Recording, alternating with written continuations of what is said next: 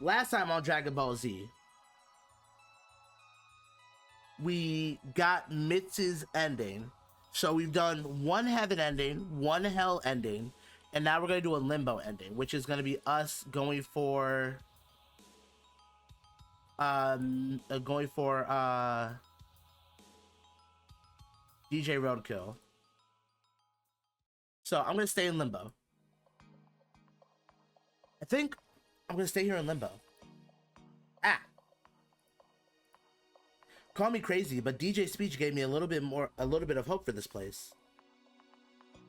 It wasn't the safest or most glamorous places to live compared to the other two. That didn't mean that it couldn't be. But with an angel protecting this realm and its inhabitants, I felt a bit safer. Yeah. Screw Utopia or hell. I'm gonna make Limbo my home. DJ just sprang their head up from the DJ booth. Is that the sound of authoritative defiance I hear? You bet. I put my fist in the air and DJ did the same. Yo! I can't say it. Fudge yeah, brother. Welcome aboard the SS Screw Those Other Guys. Title dependent. I wasn't expecting you to stay after Pinky and the Brain left. That's funny. I like that. Yeah, it's kind of unfortunate neither of them stayed behind as well. I'm not gonna hold it over them. Not unless they fail their test or whatever. I'm gonna rub it in as I told you so in their face for to buy into the Angel's thinly veiled elitist crap. I think at that point you'd be a little justified to do so. I know, right? DJ tilted his head. You got plans for today? I was gonna browse through the neighborhood, you know, and take in the sights and make myself familiar with the place. Alright, posture check. Oh god. Hydrate. I don't have water. Oh god! Return, chat.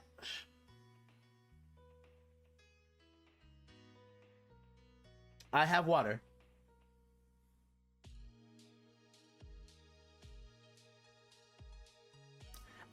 Good water. Alright. Though I still got some stuff to do back here, so I'll be a minute.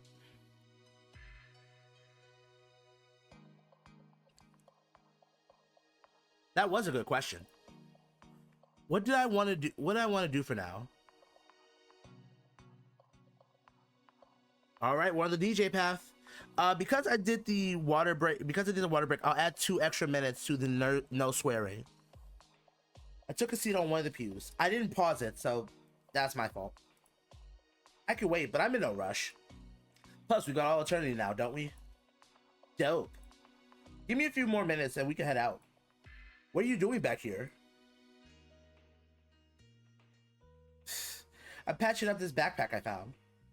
They waved it over the booth, showing that a hole had been sewn shut with a piece of fabric that was clearly not matching the rest of the sack. But I guess functionality over vanity. After a few minutes, DJ has a backpack strapped over their shoulder and we are heading out the door. Once we're out, DJ and I took a good proper look at the exterior of the church. It was truly one of the more beautiful sights within Limbo. Being inside there, I felt a lot safer within the walls of the church than anywhere else at this point. Kind of ironic that you feel like more safe at a church when you're dead, you know. Faybell had done a good job making this place feel like a safe haven for people to indulge in. Too bad this place is only open when Faye is around. But I get that if it was open on the regular, it would lose its charm. Especially since without Faye, the place would get turned into a dump like every other building around here. Even more so if it's open to literally anyone else in Limbo. DJ turned their head to me. Oh, dude, have you seen that Hordes guy yet?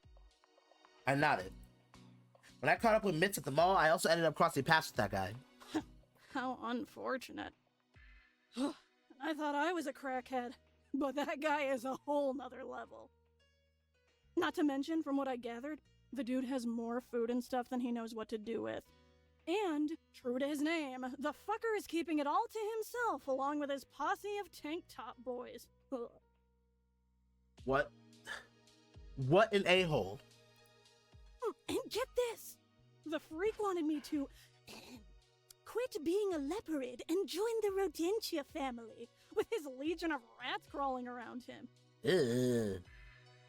I couldn't tell if he was being serious or hitting on me, but when he pulled out a pair of black mouse ears, I was like, nope, and got the hell out of there. Oh, he's a furry? Well, I say that. I say that like DJ Roadkill is also a furry, so can't really do that. Huh? Here I thought you'd be into pet play. The immediate call out is crazy.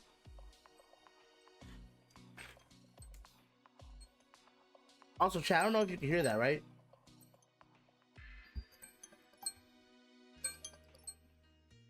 That is my timer going off, meaning I can swear.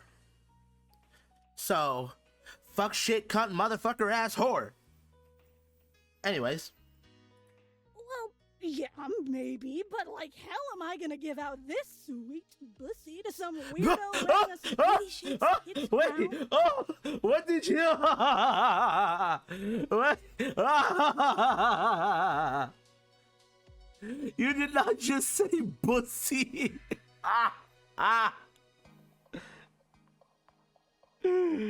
Oh, Christ. Christ. Did not just... I gotta replay that, right? Hold on. Well, yeah, maybe, but like hell am I gonna give out this sweet bussy to some weirdo wearing a sweetie shakes kid's crown? Why? Oh my god. Alright. I got standards, you know? You at least gotta be old enough to order off the Mighty Trikes menu for me to even consider it. We both laughed at the ridiculousness of DJ's situation as we walked on. DJ stopped for a moment. Dog, me too. I can only imagine, bro. DJ stopped for a moment to look over the graveyard beside the church. It was a little difficult to pinpoint where exactly they were looking, but my guess was at a freshly dug grave with a shovel beside it. I tried to make a name out of the grave. Theodore Johnson T.J. Lee. What? That wasn't either of the names of the other angel brought up last night. It's probably a recent one. I saw Angel finish digging and dumping an oily looking barrel before covering it up. I didn't say anything to him since it was around the same time you got up. Plus, I don't know what I would have said to the guy mid-burial anyway. There was a moment of solemn silence between us out of respect for the fallen before we eventually just moved on from the site. It didn't take much for DJ to flip the mood back to something lighthearted. Oh, sweet. They got pug noodles. Loved having those with soy sauce and sesame oil when my mom didn't feel like cooking dinner. Shame someone spread a rumor that they used actual dogs as ingredient for their ramen that made them rebrand. Looking back on that, kinda racist. Very racist. DJ peeked ahead inside the convenience store only for it to be shoved right in front of their face again. Hey, you know the rules. Oh god, am I actually about to do this? Rations are distributed every Thursday evening. So come back then. Alright, my bad. We're new here, but thanks for the tip. We backed away from the store and DJ did a little heel spin as he took in the site. You know, this place is a dump, but it's about the same sort of mess low-income families like my own had to live in when I was growing up. They twirled around the street sign as the sheer force of their little dance was enough to have the thing threaten to fall over. You did seem like the most home out of the rest of us. Most at home out of the rest of us when we first got here. Makes me a little nostalgic for that time, for the time that really set me up to be the person I am today. And just like back then, with a little community team where we could make graffiti into a kick-ass mural.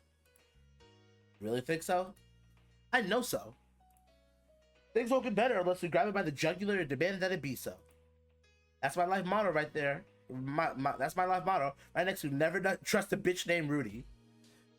I need to know this Rudy backstory. That first was some pretty wise words to live by, especially coming from someone as eccentric as yourself. Yeah, I have my moments. I ain't all comedic relief. I wouldn't have been an activist if that was all I was. Oh yeah, that's right. DJ was an activist back when they were alive. So despite all the jokes, they must have a strong moral compass. To quote them, you can't judge a book by a cover or some shit. Well, I'm willing to do my part to help make your goal become a little more of a reality. That's the motherfucking spirit. We fist bumped, sealing the promise between both of us, and our friendship had grown just a little bit more at that moment. The rest of our tour of the neighborhood consisted of us learning where residents stayed and in the bounds that compromised its territory. Everyone was mostly friendly to us, if not passively polite. They seemed more interested in getting back to whatever they were doing, which was fair. A couple of them didn't seem too happy that we were willingly staying and going to be taking up resources they thought couldn't be redistributed to the rest of them. But with the bravado of a shonen protagonist, DJ declared that they would bring a rocking wave of change into Limbo and make life better for everyone. Which made everyone laugh, and their pessimistic attitudes on the current and future lives were left unchanged. I felt a little disheartened, but DJ kept their head held up high, so I would try to do the same. We reached a point where we pretty much covered the entirety of the residential area and were about to enter the city.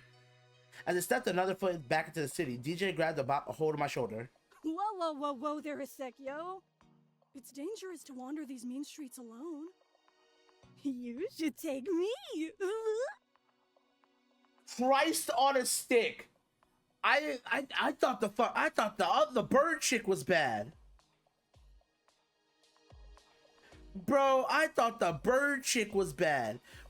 Listen, I know Roadkill is doing this because they're being quirky and shit, right? This is less about them actively being this way, and more so they're just doing it for a joke. Put death upon you for that. Bring back the Latino aura. Go watch my video on YouTube. It's 3.5 hours long. You get full Latino power there. I can't believe they said the ooh part out loud. Cringe it, I kinda doubt a scrawny twink like you could really protect me. That's why I'm bringing this bat along with me. DJ pulled out a rusty steel bat from their backpack and gave it a few swipes in the air. Even though it wasn't in the best shape, I bet it would still hurt to be hit by it. That aside, it was probably for the best that they came along with me. Having a travel partner like I did with Rosita and Mitz made me feel safer while exploring the vast city streets. From their backpack, DJ plucked out a large poster of Long's broken up boy band started to draw out what paths we had taken out of the neighborhood with a dried out pen. They needed to shake it every now and then to get it working. The drawings were a bit amateur, but so long as DJ themselves understood what everything meant, I couldn't complain. The map would be extremely helpful considering that due to the rubble and decay, everything started blending together. DJ suggested for now we map out a way back to the mall since it was the only place we could get fresh, clean water. It was the only other place I was familiar with, and staying hydrated even in death is important, so having a clear route on how to get there was probably for the best.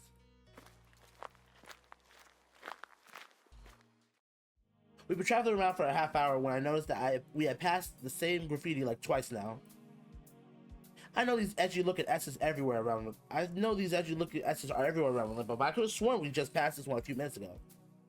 DJ was scribbling around their map, making corrections as we paused for a moment to figure out where we were. Yeah, you're right. That one's by the rusted out Chartreuse Car 2.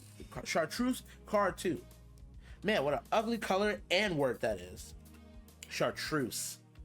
It's like it's overcompensating for how ugly it is, like a hot boyfriend with a shitty personality. We must have gotten. Wait, are you speaking from experience? High school me was dumb and desperate, is all I'll say. Anyway, we must have gotten turned around when we got rolled by some tumbled down buildings. You know what? DJ Roku was better than me. At least they had a boyfriend in high school.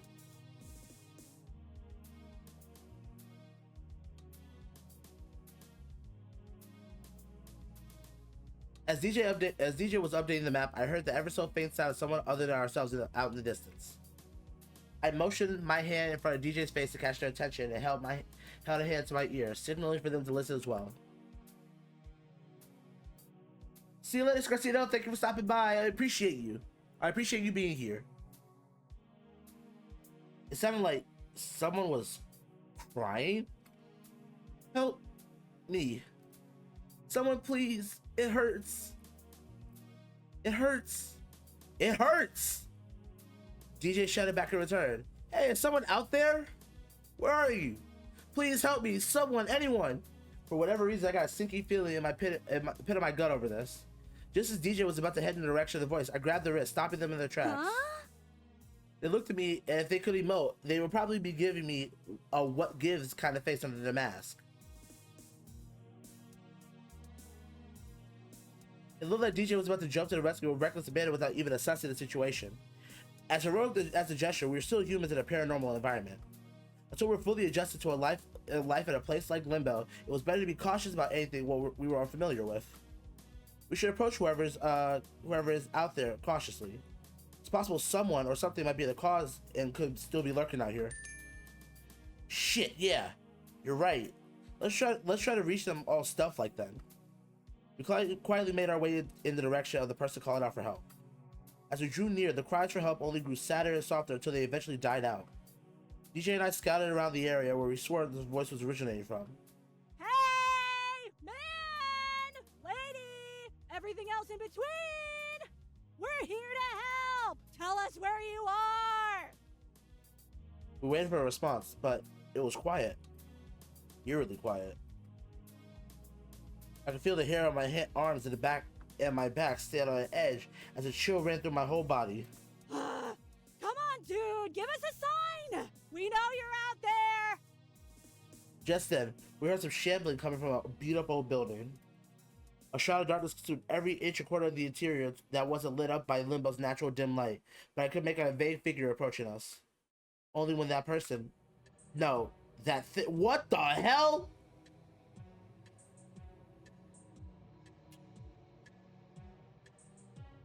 This is a visual novel dating sim. What are we doing here?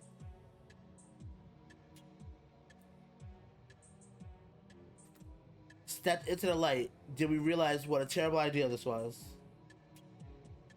Yeah, the animatronics get a little quirky at night. I know it's not Gregory, but like, I know Gregory's not an animatronic. I mean, he might be, but that's just the theory. A game theory. Anyways. We realized what a terrible idea this was. What loomed closer and closer to us was a ghastly looking ghoul. A geist of at least 8 feet in height, with many mouths covering his body that were all quietly crying for help. Help me. Save me. I don't want to die. Let me go. I just want to go home. It hurts. It hurts. It hurts. It hurts. It hurts. It hurts. It hurts. DJ was paralyzed and shaking in fear. Yeah.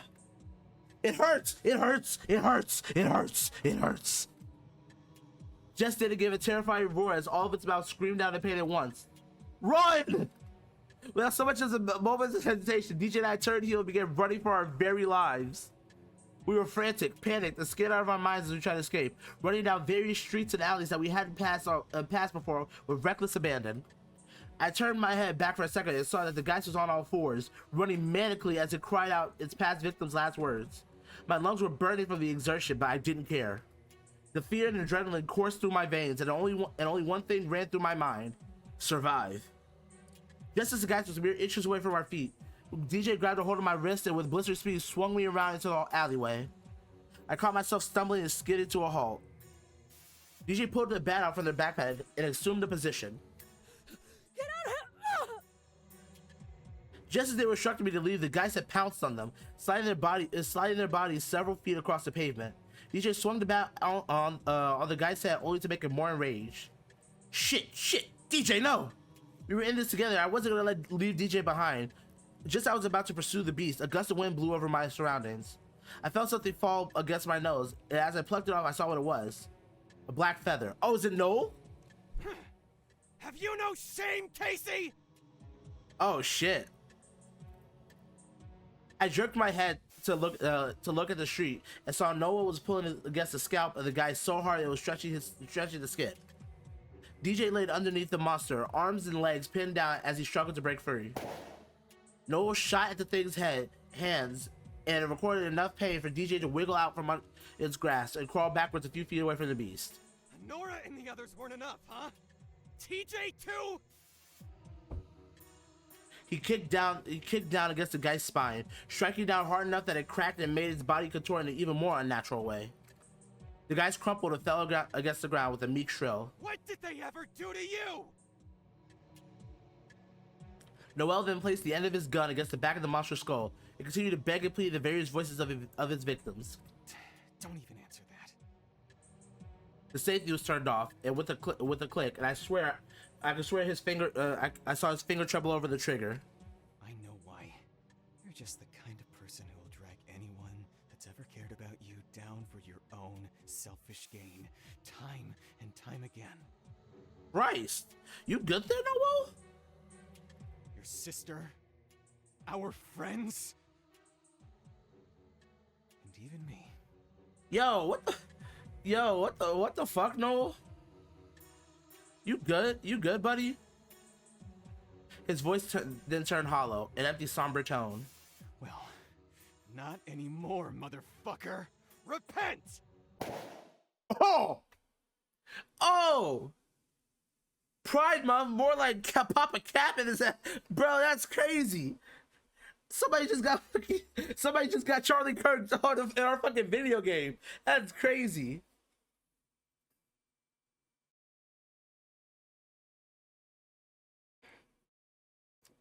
The brother man tried to be Gabriel Ultra Kill. True. With those final words, a loud bang resounded throughout the space, so loud that even from a distance it made my ears hurt. I had only shut my eyes for a few seconds, but the tall creature had been reduced to a puddle of goop under Noel's feet. From under his collar, Noel pulled a small vial attached to his necklace and brought it up to his face. A glistening tear pooled around the edge of one of his tired eyes and fell straight into the container. He gave a small groan as he tucked it back into his collar, flicked the remainder off his face with a thumb, and stepped off what remained of the geist. He looked over to DJ, then to me, and was about to say something when DJ jumped back on their feet. Yo! That was sick as fuck. Noel was taken aback, looking surprised by such a reaction before he had frowned at them again. No! No, it wasn't. You two could have gotten yourselves eaten by that geist. Any more so as it could become a full-fledged poltergeist. Geists are difficult enough on their own. I mean, kind of took that one down with easy, though. I've been tracking that slippery fuck for 2 weeks now, and only made his presence known because you dumbasses lured it out. Whoops. And speaking of that, why the hell are you two wandering about the city by yourselves? I'm sure you're aware that things like these roam around Limbo. Yeah, but none of them really messed with us before yesterday. And for the most part, we were taking the same paths as yesterday to get to the mall. And I had a bet. Fat luck that would do against a geist. Only weapons that have been blessed will do any damage to a geist. And even then, you're more likely to piss it off than hurt it. The ones we saw yesterday were much, much smaller and passive in comparison to that one just now. Some were even as small as a rat. Snow smiled, annoyed.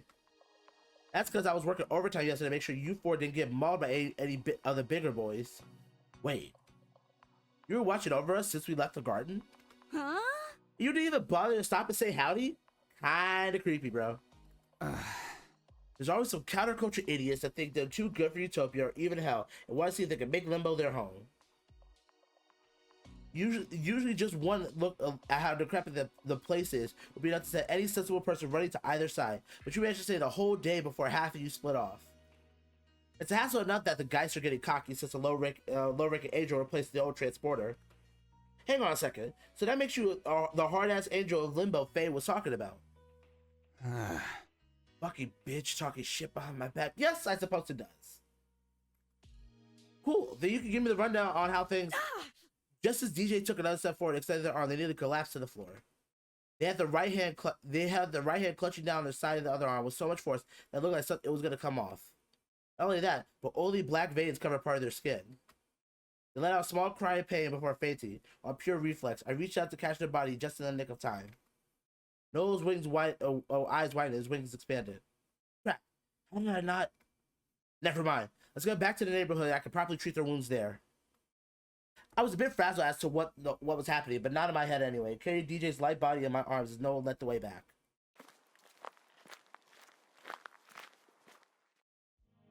With haste, we made it back to the neighborhood in no time flat. Noel guided me to where his home resided, which was by the convenience store, and he placed DJ on the couch. Noel then went to the kitchen to retrieve a first aid kit and a bottle of water he brought back into the living room. DJ rustled around, groaning a bit as they started to wake back up. Noel rolled the DJ's shoulder, examined the wound, breathing a sigh of relief, seeing that it was only a superficial level bite. He must have pulled the guy's head on a DJ in just the right time back there. He got to work, sitting DJ up, and poured water all over the wound to clean the area, but I noticed he didn't have any antiseptics to disinfect the bite. Don't you have any alcohol to give them? Noel pulled the vial from his shirt and uncorked it. We'll toast to this idiot's survival after I finish up here. 2 little drops of the solution fell into DJ's wound. Black veins reacted to Noel's tear and faded. I smiled. It was short-lived as black vein spouted from the bite mark and covered even more DJ's upper arm than before. Fuck! Idiot, don't move. Let me patch you up before the infection spreads. DJ's whole body convulsed as they screamed into the air. Noel tried to get them to stop wiggling so much. He instructed for DJs to steady themselves, and eventually DJ was able to calm down enough and they stopped flailing. They remained perfectly still aside from the heaves of their chests as Noel quickly bandaged their arm up. Noel whipped a bit of sweat from his brow. That should do it for now. It's a lot worse than I thought, even for a bite so shallow. What the hell was that? Well, the good news is your friend here is still alive. The bad news is they're tainted. It's gonna take a lot more holy water to rid them of that status. Who's taint? DJ shifted where they sat to look at us, winced a little from even that slight movement, but looked a little bit better than before. Yours, well, you are. What does it mean to be tainted? It means after your rabbit friend got bitten, the Geist encountered, they got affected by it. Being tainted means you run the risk of becoming a Geist over time, depending on how far the infection spreads into the host body. I'm pretty surprised that even a superficial bite like that incurs such a fast spreading result, but it's not incurable. With a little more holy water, it can be cured in no time. Where can we get more then? Unfortunately for you, I don't have any more. Hordes and an accomplice stole it from under my nose a while ago, along with some other supplies. It's not tainted meat, it's painted meat. Fucking jelly patties. Aren't you like an angel? Can't you just make more? Noel points to his black wings. In case it wasn't obvious enough for the black wings and slitted eyes, I'm a fallen angel. I don't have as many powers as I used to, and that includes being able to bless water. I'm only as strong as the weakest of archangels, embarrassing enough. So like Calais? How many extra eyes does this Calais have? Only the 2. Then I'm at least a little bit stronger than him. Oof, looks like we know who will win that hypothetical. But yeah, having me use magic to bless any source of water is out of the question. The only other way I've been able to produce holy water is through my naturally produced tears. Even those are hard to come by as it's difficult for me to cry. Just then, DJ Hoffman kind of kicked Noah square in the crotch, causing the man to hunch over and fall to his knees onto the floor. Oh! Huh? Oh, no tears. What gives? Powers, angels, even X-ones don't produce tears from physical pain like other angels. Welcome back, Pack. How you doing? Well, welcome, Pack.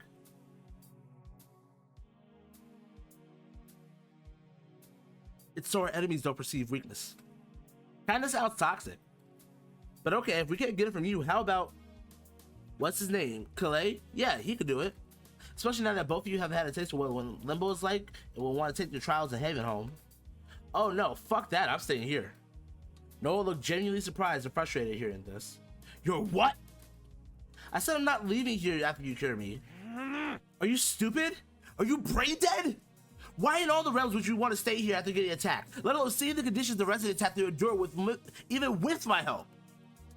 On top of that, he's not allowed to cure you if you decide to stay. He's not allowed to cure you if you decide to stay, since it would go against his task to guide any and all humans to Utopia. Ah, bummer then. I guess I have to live with a bum arm till you cry for us some more healing juice, Angel Boy. That doesn't answer my question. Why are you willing to choose to stay here in Limbo without so much as giving the chance to prove yourself at Haven Home like all the others here have? Because that sort of system is clearly bullshit. I may be a pretty radical activist, so yeah, I'm pretty controversial at times for my ideals. But I always did what I truly believed was good. And not just good for me or my family or my friends, but for anyone that suffered from the hands of injustice. And I fought for that until my literal dying breath. So I don't consider myself as someone who falls under this gray area, and it's honestly insulting that Utopia would send me here just because I'm not the purest of pansy-ass souls that do the whole turn-the-other-cheek shit.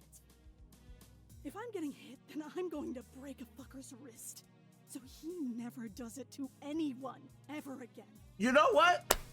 Talk your shit, Roadkill. Speak your shit. That is, yes. Yes, Roadkill, yes. We love roadkill for this, bro.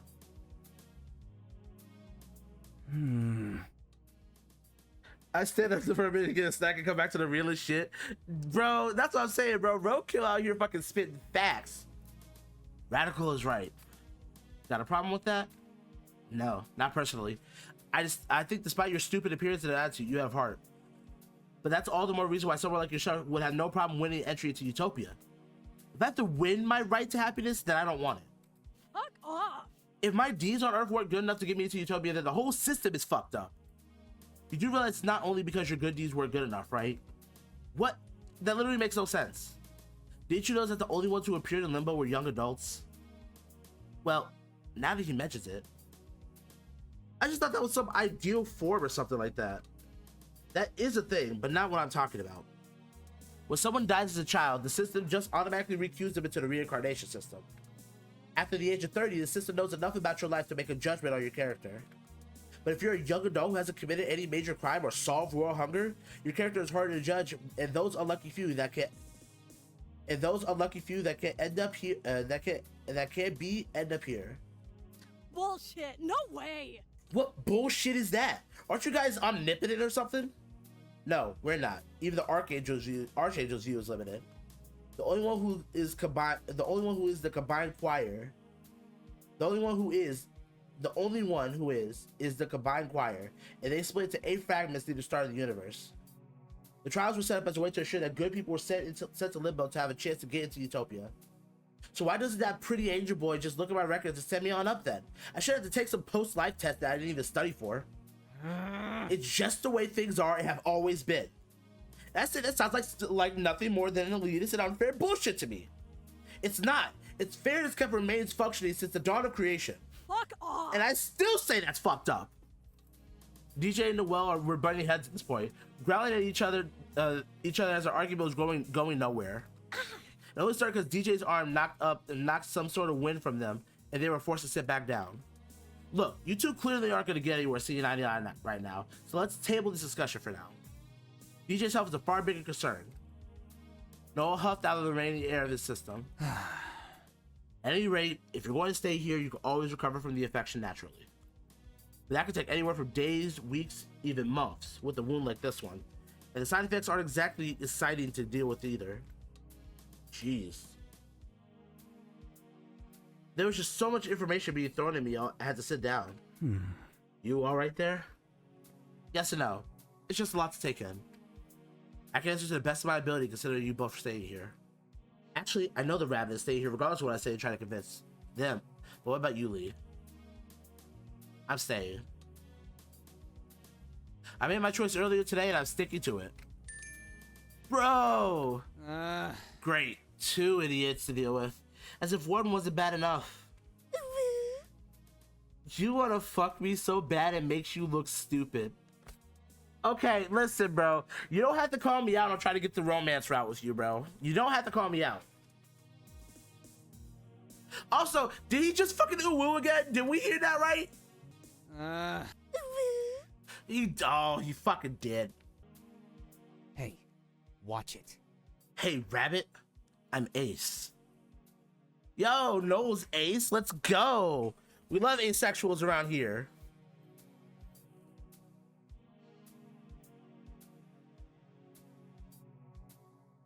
Oh, what? Oh, so you're just stupid then. At any rate, if you have any questions, it won't be much of a bother to answer now. Let's ask about the Geist. I guess there's the obvious one of just, what exactly are the Geist? I figured that question was coming. To put it simply, Geists are what happens if you live in Limbo for too long. If you die here, you become one of those monsters. If you become tainted by one of their attacks, you become one of those monsters. Or if you lose your sanity and fall into despair, you become one of those monsters. Christ. Once you become a Geist, that's it. You can never go back to who you were before. He tapped his pendant, the guns he had before reappeared in his hands. I've had thousands of years of experience with them, so trust me when I say the only cure to this stage is exorcism through holy instruments. My guns, to be exact. And it's my duty here in Limbo to ensure that they don't kill any more lost souls, as well as try to prevent anyone from becoming one. That's why you two should be doing the damn trials. Better to be in Haven Home than down here. He brought the guns back to his pendant with a glow and he disappeared back into it. But why are they like that? We were certain that the one we ran into was calling for help. Geist retained some memories of who they were in life, but not enough to maintain any semblance of humanity. On top of that, they have a never-ending hunger for life, so they hunt down souls in order to try to bring back their sanity. So they cry out for help, remembering that if they do that, people will come rushing to help them. Oh shit. As unfortunate as it is, if someone is calling out for help in Limbo, your safest bet is to ignore them or to come get me. That's awful. It's better this way because you don't want a Geist to eat too many people. Not just because it's a tragedy to lose someone, because Geist get stronger every time they consume another person. And they consume enough people, they become a full-on poltergeist. Wait, like the ones that haunt people back on Earth? The ones you're probably referring to are much weaker since measures have been taken to ensure the worst they are able to do is rattle some drawers or blow a chill up your spine.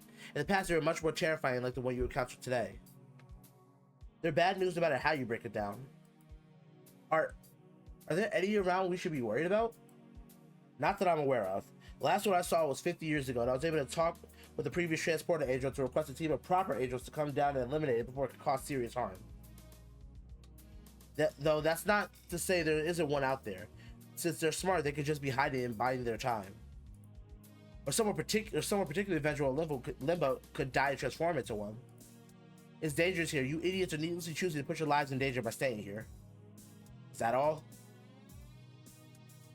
Noel ceased to pause to contemplate that for a moment. He clenched his teeth and seemed to appear angry before shifting to look nervous before giving me his steely gaze. Well, there's a type of Geist even stronger than a poltergeist. Even stronger? Yes, they're called Revenants, and the information on them is extremely classified. Noel's voice seemed to have gone steely cold as he spoke. The change in demeanor sent a chill down my spine. Bro, Revenants are not something to deal with, to fuck with them. Okay, gotcha. You should also know that they're capable of wiping out cities that have killed hundreds of thousands of people. Even a few religious stories on Earth are based on events caused by Revenants. Noel looked away from me, a pensiveness to his voice. Of course, even I don't know how one is formed. One hasn't shown up for a couple hundred years. But that doesn't mean it's impossible for one to show up again and put all you in serious danger. He turned to look back at me unamused. So? Still planning on staying? Well, you're not exactly making it an appealing offer. That's the point. Don't take the Haven Home trials already. So are there any side effects that we need to look out for with DJ? A few, and none of them should be taken lightly. The basic symptoms tend to consist of headaches, drowsiness, lethargy, and general weakness. But more advanced symptoms can come in the form of insomnia, emotional instability, hallucinations, or worse. Those are pretty serious symptoms. Most of them can be managed with some basic painkillers. Really? No, but it does help dull the pain. Really, alcohol might be better for that, but it's in short supply, just like everything else. Robin or vodka? Yes. So what should we do to help with the symptoms? Really, you should stay bedridden and rest. That's all you can really do. Something tells me DJ is gonna just lay around all day. I got that impression too. You can tell us more about the neighborhood. What's there is hell. It's a shithole where refugees who are too afraid to go to hell waited out until Utopia opens up its trials again. It's a place that is a constant mess, not helped by the fact that anything deemed useless or dead back on Earth ends up in Limbo. Is that where all the crumbling buildings come from? They were abandoned on Earth for decades and then dumped here after they're destroyed. Even if you start cleaning this place up, it's just a matter of time until the trash starts being more than you can take care of. So anyone who even tries to start realizes the futility of it within a few days. Damn, that really sucks. This sounds like an excuse to me. Look, Utopia's system may not be perfect, but getting to live a year up in Haven Home is better than staying down here. As much as it sucks to go to literal hell, at least you'll never risk becoming a Geist and having to be put down. And that second death is permanent. No reincarnation, second chances, or anything. You are gone. That's pretty scary. That's why I'm telling you, go do the damn trials. This isn't a place for humans to live. Most of the people here only stay so they can get another chance at the trials, or they're too scared to face the fires of hell. While I don't blame them, it puts a strain on everyone the more the people stay here. So while you still have an opportunity, go take the trials. I didn't have any more questions to ask at that moment. DJ seemed to have been waiting to say something. You said the Hordes dude stole the other medicine and supplies, right? That's right. And I doubt you're the kind of person to just take that sitting down, especially coming from a crackhead little guy like that guy. Of course. So tell me, what were you planning to do about it? Steal it back, of course. Only reason I have it is because the accomplice turned into a geist. Turned into the geist you just met, and I prioritized putting it down first since it became pretty violent. I'm not above stealing back what was rightfully my residence in the first place. Yeah. So you are a total goody two-shoes prick. Watch it. Don't push it. DJ gets up from the couch looking much better and fired up than before. So what's the game plan? Are we gonna bum rush them all and force them to give it back up? That would be the certain failure. Hordes himself alone may not be a big of a threat, but a small army of tank top men that patrol the turf are. And angel hands, even fall, are forbidden to take the life of any human or risk being exterminated. So I have to be more stealthy than that. Noah walked over to her closet ready to pull out a ready to go duffel bag. Inside was some ropes, lockpicks, wire cutters, and some essential items. But most importantly was a shiny metal bat that DJ reached for, but was subsequently denied as Noah zipped up the bat. Most of these were for the original person I was going to pull this off with, so I found out they were double-crossing me. Well, they're mine now since I'm going to be a new partner in crime for this. I don't know if you're really up for this given your condition. Then I want to help. Oh my god, not the oh whoa! Kill me! It's you and me to the end, DJ. Fine by me. It never hurts to have a spare pair of hands to carry stuff around. So do we need anything else? We do, but it's not something we could get here. We'll have to go scavenging for it. My plan is to trap to lure Hornets out and distract him. For whatever reason, he seems to be obsessed with a certain brand of juice boxes by Golden Acre Farms, and only that brand.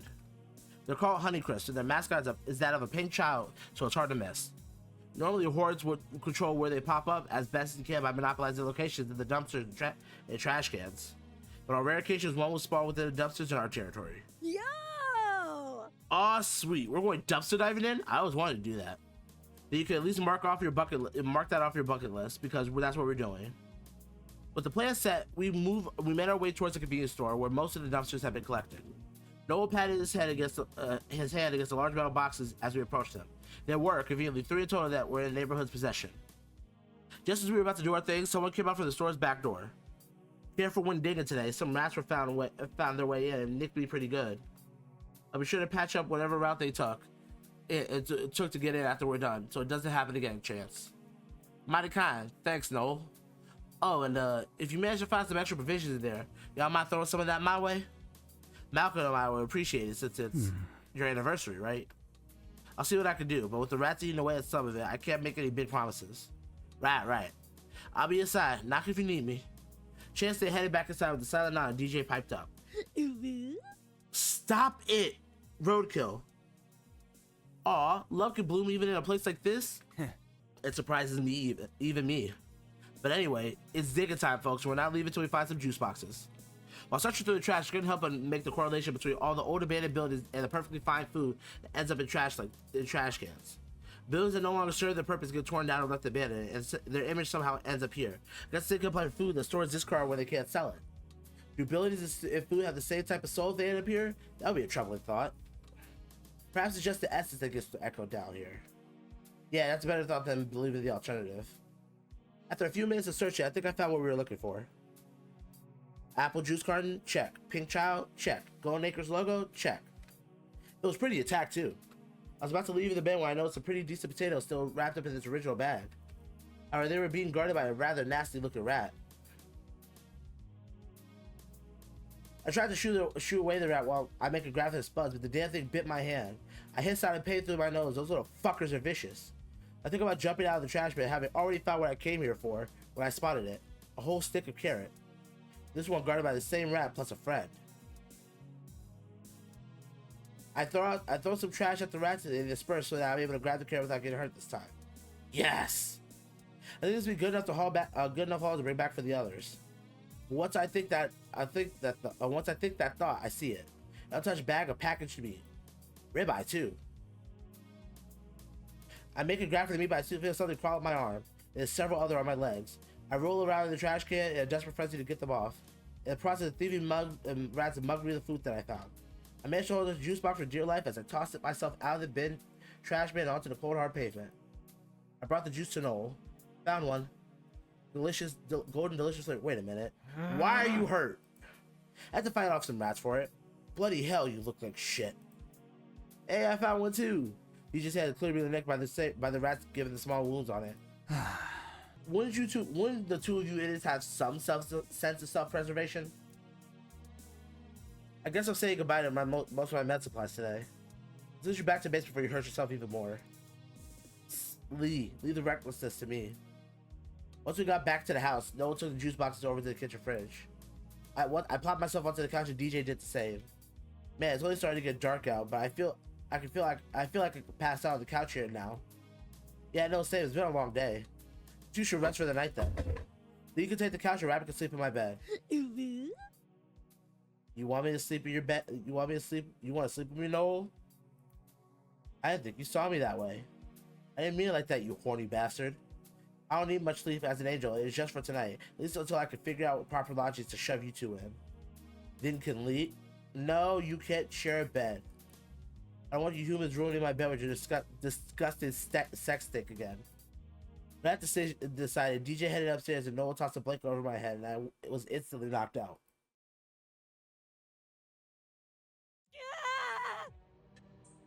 I shot for my bed at the sound of DJ screaming in great pain. I immediately jumped to my feet and ran up the stairs towards Noel's room. Holy shit, the mask is off! They took the mask off! Oh fuck, it's serious. I burst into the bedroom to find Noel was already there looking over DJ's arm condition worsening.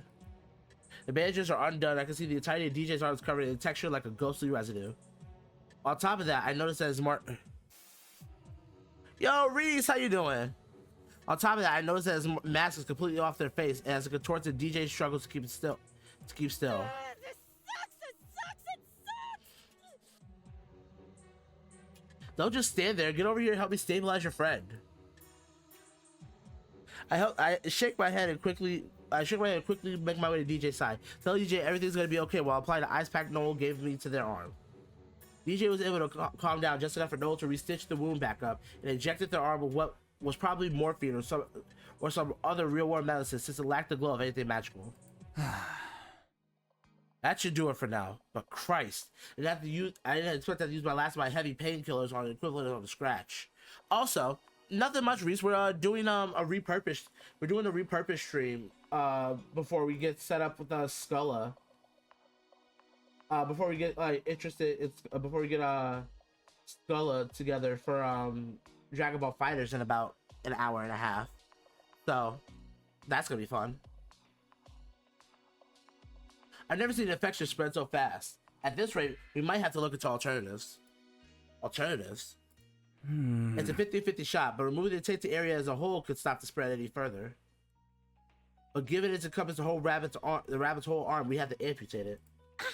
Would that douchebag Hornet stole be enough to fix me up?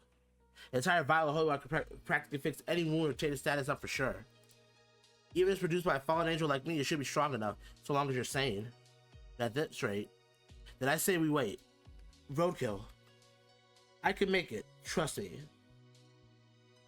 DJ and Noel locked gazes for a moment before Noel sighed. You sure are a stubborn one. Fine. We continue on the mission just as planned. But know this: if you're no longer yourself in terms of one of those guys, I will not hesitate to put you down. Good. I don't want you to. I'd be disappointed if someone as hard-headed as you succumbed. Oh, that's kind of gay. Noel averted his gaze and shoved the cold pack he was holding to DJ's hands. I see your spirits are back up. In that case, I'm going back to my post. Lee can tend to you. With that, he left the open window, leaving only a cool gust of wind in his wake. I think he likes me. Yeah, me too. But I like you more. Okay. He just strokes my hand. I can't help but blush. This is some morphine talking. I don't have to be high to think you're a pretty dope cat. I'm glad you decided to stick around after all, Lee. I smiled warmly at them, and they in return. Yeah, me too, bro. He sits up and swings their legs over the bed. I'm gonna walk off the rest of this adrenaline before even trying to get to sleep. This is a good idea. Just don't travel too far, right? Yeah, I learned my lesson. Actually, why don't you come along to keep me safe? I mean, sure? I suppose I could accompany them. I did feel a little wired from the event earlier. As long as we stay within the neighborhood's bounds, we shouldn't get into any trouble. And since no one will be watching over us. We found our shoes and headed to Limbo's cool night. It was a cloudy blue night as we made our way around outside. DJ and I walked close to one another since the dim light of the false moon / sun only barely illuminated our path. DJ said they just wanted to walk around the block, and since there were a few functional street lamps we would pass by, I felt a little more confident we wouldn't step and trip over something. For a few minutes we walked in peaceful silence before I spoke up. You doing alright? You're uncharacteristically quiet. Huh? Can't a homie just enjoy a brisk walk in silence with our homie? Well, yeah, but that doesn't seem to be your speed. You seem like the type to just say whatever's on your mind whether people like it or not. Yeah, you're right. DJ rubbed at their bandaged arm, looking at the ground with a bittersweet smile on their face. I was just thinking about how many times my shitty immune system has gotten the better of me. You have a weak immune system? Yeah, ever since I was a kid. It was probably the reason why the stupid infection spread so fast. Guess that would explain it. There's another moment of silence before DJ groaned. You alright? We can head back. No, it's fine. I can endure it. I always do. Endure? What do you mean? DJ sighed, kicking a rock away from our path. When you get as sick as easily as I do, you have to barrel through the pain to get through day by day. And this isn't even the worst experience I've had dealing with an infection. When I was a kid, I was hospitalized just for having a flu, all because some red pill sports mom didn't want to vaccinate their fucking kid. Bro, fuck anti-vaxxers. I hope all of them die of coronavirus. It was a close call, and I was out of school for weeks. I've had to have a specific dietary plan and supplements to keep myself healthy, which can be hard to manage when you're from a low-income family like mine and has completely different dinners to prepare for the rest of the family. I was always picked on in school for being the kid that always came to school with a mask over their mouth, since social gatherings were always a risk for me, and private tutoring was out of the question. So combine all that, and you wind up with this stinky little fella right here. They pointed at himself. Wow, that sounds pretty rough. Yeah, well, it kinda was. But I didn't let that define me. Even when my parents were just happy with just me surviving, I wasn't. I never wanted to have to live my life that way. I wanted to live and have fun, like every able-bodied kid out there. So a stupid kid said stupid things because they're stupid and didn't know it better. If I flipped the situation on all of them. I stitched my own funny faces and patterns into my mask. That not only made me stand out even more, but it made me a trendsetter. Soon half my class were wearing masks, and I was both to thank and blame for it. I even made friends with boys that kept running with masks long after the school discouraged them because parents were complaining. Oh, the irony of that. What? Oh, that's right. DJ died in 2019 before. Holy shit! Wait, I forgot. This is post-pandemic. Oh, fuck. Never mind. As you were saying, DJ shrugged and continued with the story. Those dudes ended up being my best friends throughout most of my school life, even when, unlike the other boys,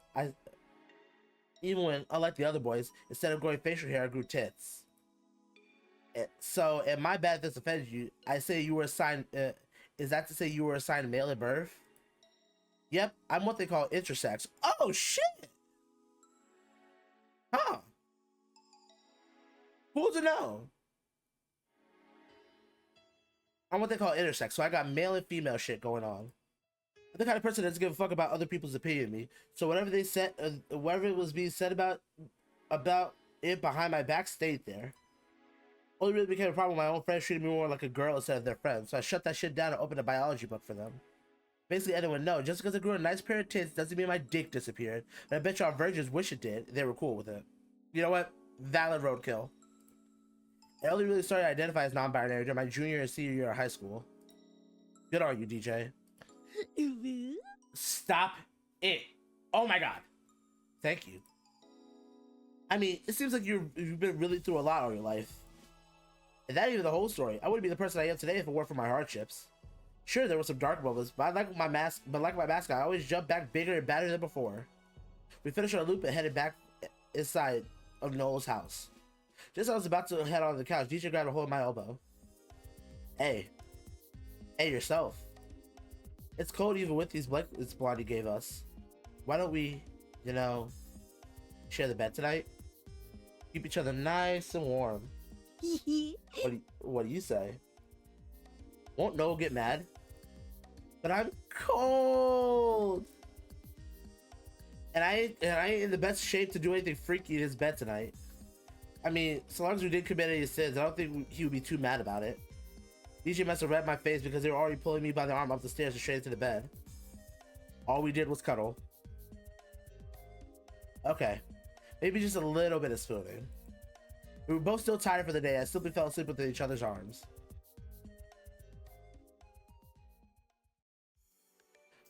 The dim light of Limbo's morning and the smell of something cooking is enough to wake me up from my slumber.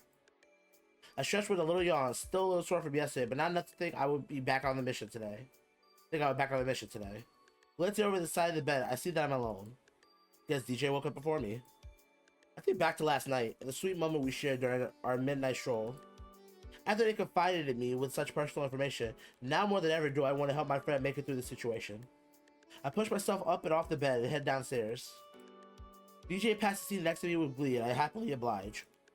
As the DJ has their broken mask on, but they don't make it a point to bring it up. I still can't help but miss seeing their true face after our long talk last night. I can see from here that Noel is in the kitchen cooking breakfast for the three of us. He comes out of the kitchen and serves us both a hot plate of omelets. Noel takes a seat at the head of the table. Roman Reigns? Finger? Blood? You two had better not have done any weird shit in my bed last night. I'll never tell. Throwing out the mattress. Gotcha. Noel then bonked DJ in the head for being horny with his whisk. We eat in silence for the most part, but I can't help but savor the taste of the omelet as we eat. Oh my god, Noel, these are so good. Yeah. DJ is scarfing down the food like it's his last meal. It's just eggs. Did you lay these eggs? No, but you're a rabbit. Did you? Huh? What? Rabbits don't lay eggs. Oh, right. They don't anymore. Anymore? I put myself back in the conversation before we get deep into the rabbit egg lore. You sure you're doing better today, DJ? I had a wicked bad nightmare, but I'm doing fine. Night terrors are a pretty common thing for Tates at once. Who's Tate? Noel bogs DJ on the head for making the same joke twice. Once we're done with the food, Noel takes our plates back into the kitchen and washes them for us. He returns after grabbing the duffel bag from somewhere and hands it to me. Alright, so here's the plan. Horde's men change routes every week and are as inconsistent as Rat King himself. But I managed to pinpoint the few where they frequent. So we're going to go up to a high enough building where I can scope out the usual parts of Limbo they search for stuff to add to Horde's horde. Once we know where they'll be coming from, you two can head over there, plant the juice, grab their attention, and make a break for it into the mall. Seems a little dangerous, but especially if they chase us. Not to mention, DJ is still partially blind with a busted up arm. I don't know about you, Lee, but I run my legs, not my arms or eyes. Besides, no way I'm gonna let you do this alone. Regardless, they give up quickly if you're fast enough, and abandon any efforts once they find the juice box. Ah, I see now. Go on. By the time you get into the mall, Hordes will probably have heard back from his men via the walkie-talkies that they found his favorite thing in the area, and the rest of his guys will be sent over to scavenge for any more than they might be in the area. I've seen him do it before. With the possibility of having more of his favorite stupid juice brand, it's too tempting for him to resist. Noel then plucked 2 feathers from his wings, hissing as he did so and handed them to us. We looked at him confused. The building we'll be doing recon from is 12 stories high. It would take way too long for you to climb down the stairs, so you'll be using these to get down. Ow. While holding one of these in your hand, you become as light as feather. You float gently down. You'll float gently down the side of the building. You want to jump off of building? You'll be fine. Just don't look down. Hell yeah! Hell Ow. yeah! I was wanting to go skydiving. This was, in fact, nothing like skydiving.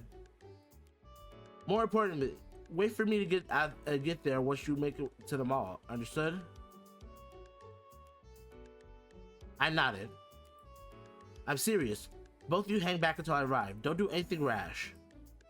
I could tell he was mostly saying this to DJ, who just groaned and rolled their head around.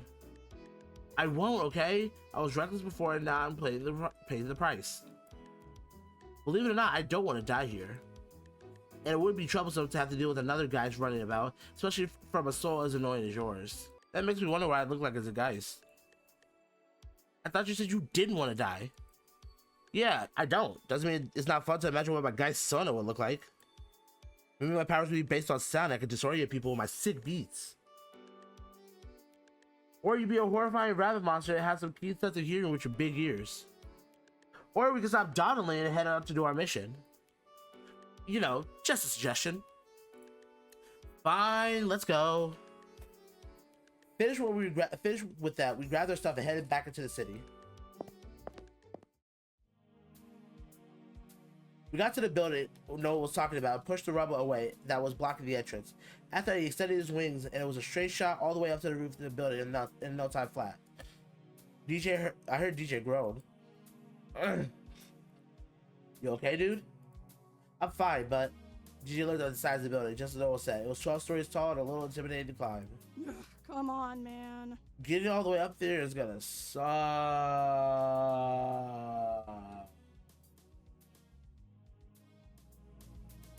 DJ's view remained gazing up until it felt like a little light bulb went off in their head.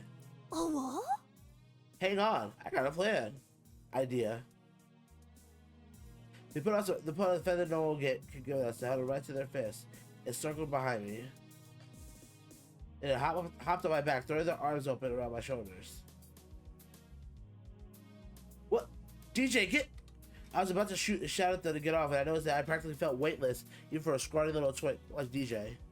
I adjusted the position so that it was giving me more of it was giving them a piggyback ride. Good idea, especially since I wouldn't want you to show yourself. Nah, I just wanted you to carry me. Then nuzzle my back and hug me. Yay. No, you. I smiled, blushing, and glad I was out of their immediate view, carrying the two of us inside.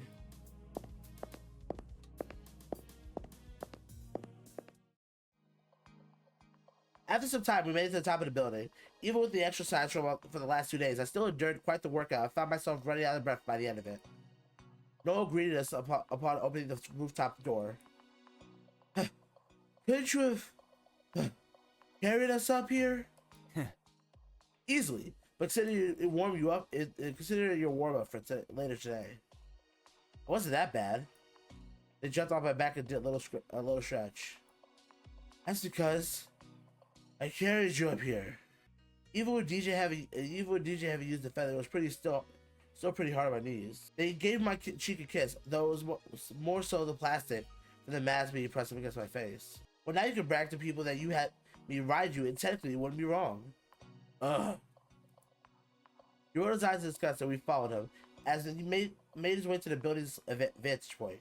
From his neckerchief's pendant, the glass-like guns from before made their appearance as Noah pulled them out. He then slammed them together to make a small burst of light, and two guns combined to make a sniper rifle. Whoa. That's so fucking cool. Numinous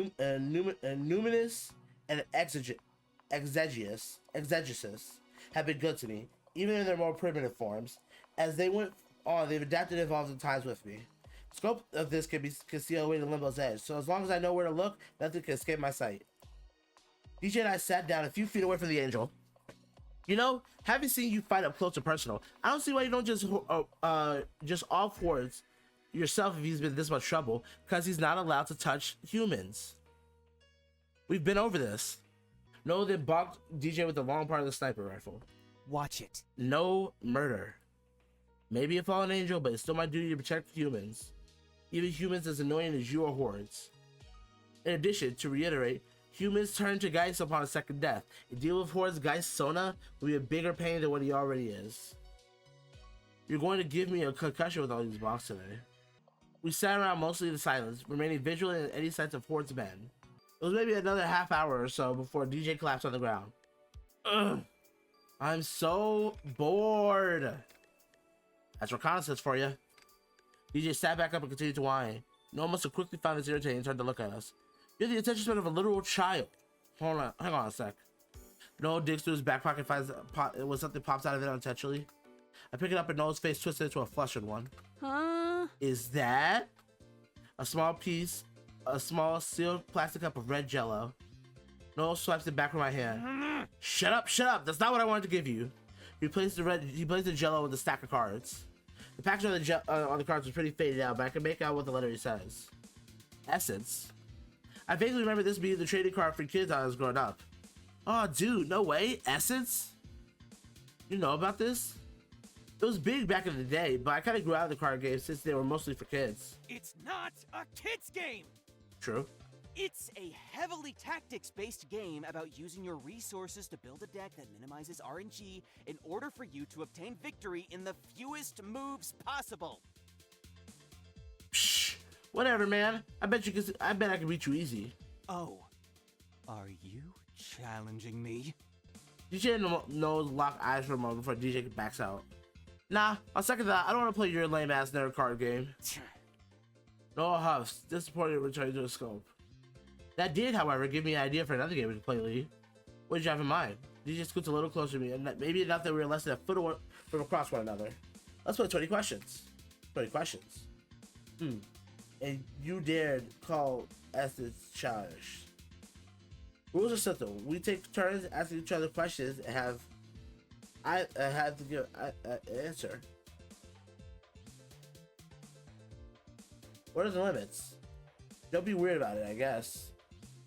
It kind of reference point is a little hard to make out with someone as eccentric as yourself. Good point. Even though we've only known each other for a short time, I'm pretty comfortable action around you, so I won't take things personally if you ask something too invasive or accidental. Keep that in mind. Since you were considerate enough to ask about my limits, I'll let you go first. What kind of work were you doing before you died here? DJ just looked at me and asked that like I asked a stupid question. Gee, I wonder what the person that goes by DJ Roku does for a living. Be a DJ, huh? You don't think I ran around in this getup for a 9 to 5 at the mall or something? Yeah, I would. You got me there. But I guess a more appropriate question to ask would be, how did you get into DJing? I grew up in the Bay Area, so I always had a love for rap, R&B, hip-hop, and just electronic music in general. There's just something so powerful to get from music when the right type of beat just resonates so strongly in your heart and soul. It's something I can't really get from anything else. I wanted to make sure to help alleviate art some of my. I had a few different aliases before DJ Roadkill caught on. A friend of mine who was really big into art helped me come up with a design for my mascot, and people seemed to flock to me flock to me through that. So as I found out about furries, a bunch of cool and surprisingly progressive dudes those guys are. A lot of porn too. Horny. You laugh, but furry communities are like the most sex positive and gayest community I've ever met. And all because a bunch of people like bipedal animals or creatures. Did you call yourself a furry then? Yes. Ooh, my turn. Have you experienced how shitty the afterlife is? Does life even have any meaning? Wow, that's a pretty loaded question. I think life has meaning. Then what is it? Ooh, crush my balls here, DJ. I want to know.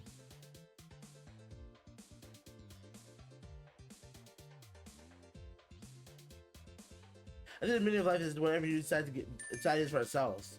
Whoa, that's pretty deep, bro. Very profound, yeah. Mine is to make life better for me and everyone I care about. I hate to see people suffering for no good reason, though. Strangely, for once we're on the same page. That's right. I think most people deserve a second chance, so I want to protect them until the time comes that they can retake their trials. Oh, what? You're just secretly a big softie, aren't you? Hey, watch it. Noah blushed to turn back into the scope before DJ could see the more. I'm glad that despite the differences, the two had this common goal. Alright, it's my turn. Shoot. If Limbo doesn't exist, would you go to Utopia or Hell? Oh, hell, no doubt. Wow, no hesitation on that. Do you want to know how many times I've been told to go to hell, or that I'm going to hell? Besides, I can smell elitist gatekeeping bullshit when I see it. And while that angel's intentions may have been genuine, the way he pitched it set off all my red flags. Like, I don't think it's vain for me to say that I think of myself as a good person, right? But even if someone smart like Mint or wide-eyed like and cheery like Rosita needs to prove themselves worthy, then some fuckery is clearly up. So I'd rather walk backwards into hell with my birds raised towards the motherfucking sky than conform to whatever bullshit they got up there. Wow, that was powerful. Also, that demon dude was way hotter, so hell's got that going for them. I know. Noah made a disapproving noise but kept his opinion to himself. Sometimes past the DJ and I make a game out of getting to know each other. When Noah perks up for his position and looks over to us. So you guys spotted wandering towards Desolation Row. Time to go, you two. DJ and I immediately got up from where we sat. DJ gathering up his backpack and me slinging the duffel bag behind my back. Noah relayed to us the exact direction where we need to go, where we would need to take in order to get to Desolation Row and the mall the fastest. We nodded, taking out our feathers from where we had them stored and held them in our fists. Just as we turned our back, Noah pulled DJ back towards him and they squeaked. Jump in place for me. What? As high as you can. He was straight faced. It's so serious, so DJ did as they were told. DJ hopped in place and made Noel squint disapprovingly. You already used the feather, I see. Thank me for saving your life again, because had you jumped off the side of the building, you would be roadkill. Yikes. Well, how was I supposed to know your weak-ass feathers went out of juice so easily? Just give me another one of your feathers and we can get going. Uh-huh. You wanted to piggyback right up, so now you're going to get it down. Now you get it going down. Noel shoved DJ in my direction and looked back at him, confused. You carried DJ back into the neighborhood yesterday, right? So that means you should be at least strong enough to carry them while you drop down. Fair warning though, since you have a passenger now, the fall will be a little quicker than a gentle glide. Oh, come on, why you gotta take it out on Lee? You'll both be fine. Now quit crying and get going. We got a job to do. DJ and I looked at each other, but as Noel turned away, I had to head back to his vantage point. I offered my back for DJ to climb up on. They obliged after a few seconds to straddle themselves against my back. Unlike before, this time I could feel DJ's full weight against my back and I groaned a bit. Thankfully, it wasn't too much for me to handle. I was able to walk us over to the ledge, holding the feather close to my chest. And that did the exact thing I wasn't supposed to do. I looked down. And suddenly the ground below looked like it was miles upon miles away, and my vision somewhat blurred. Fear of death filled my soul and I froze in place. I would have stayed like that, backed out even, if it wasn't for the reassuring warmth of DJ's hands going to cover my eyes. You got this, homie. We'll be like cats jumping around from roof to roof back home.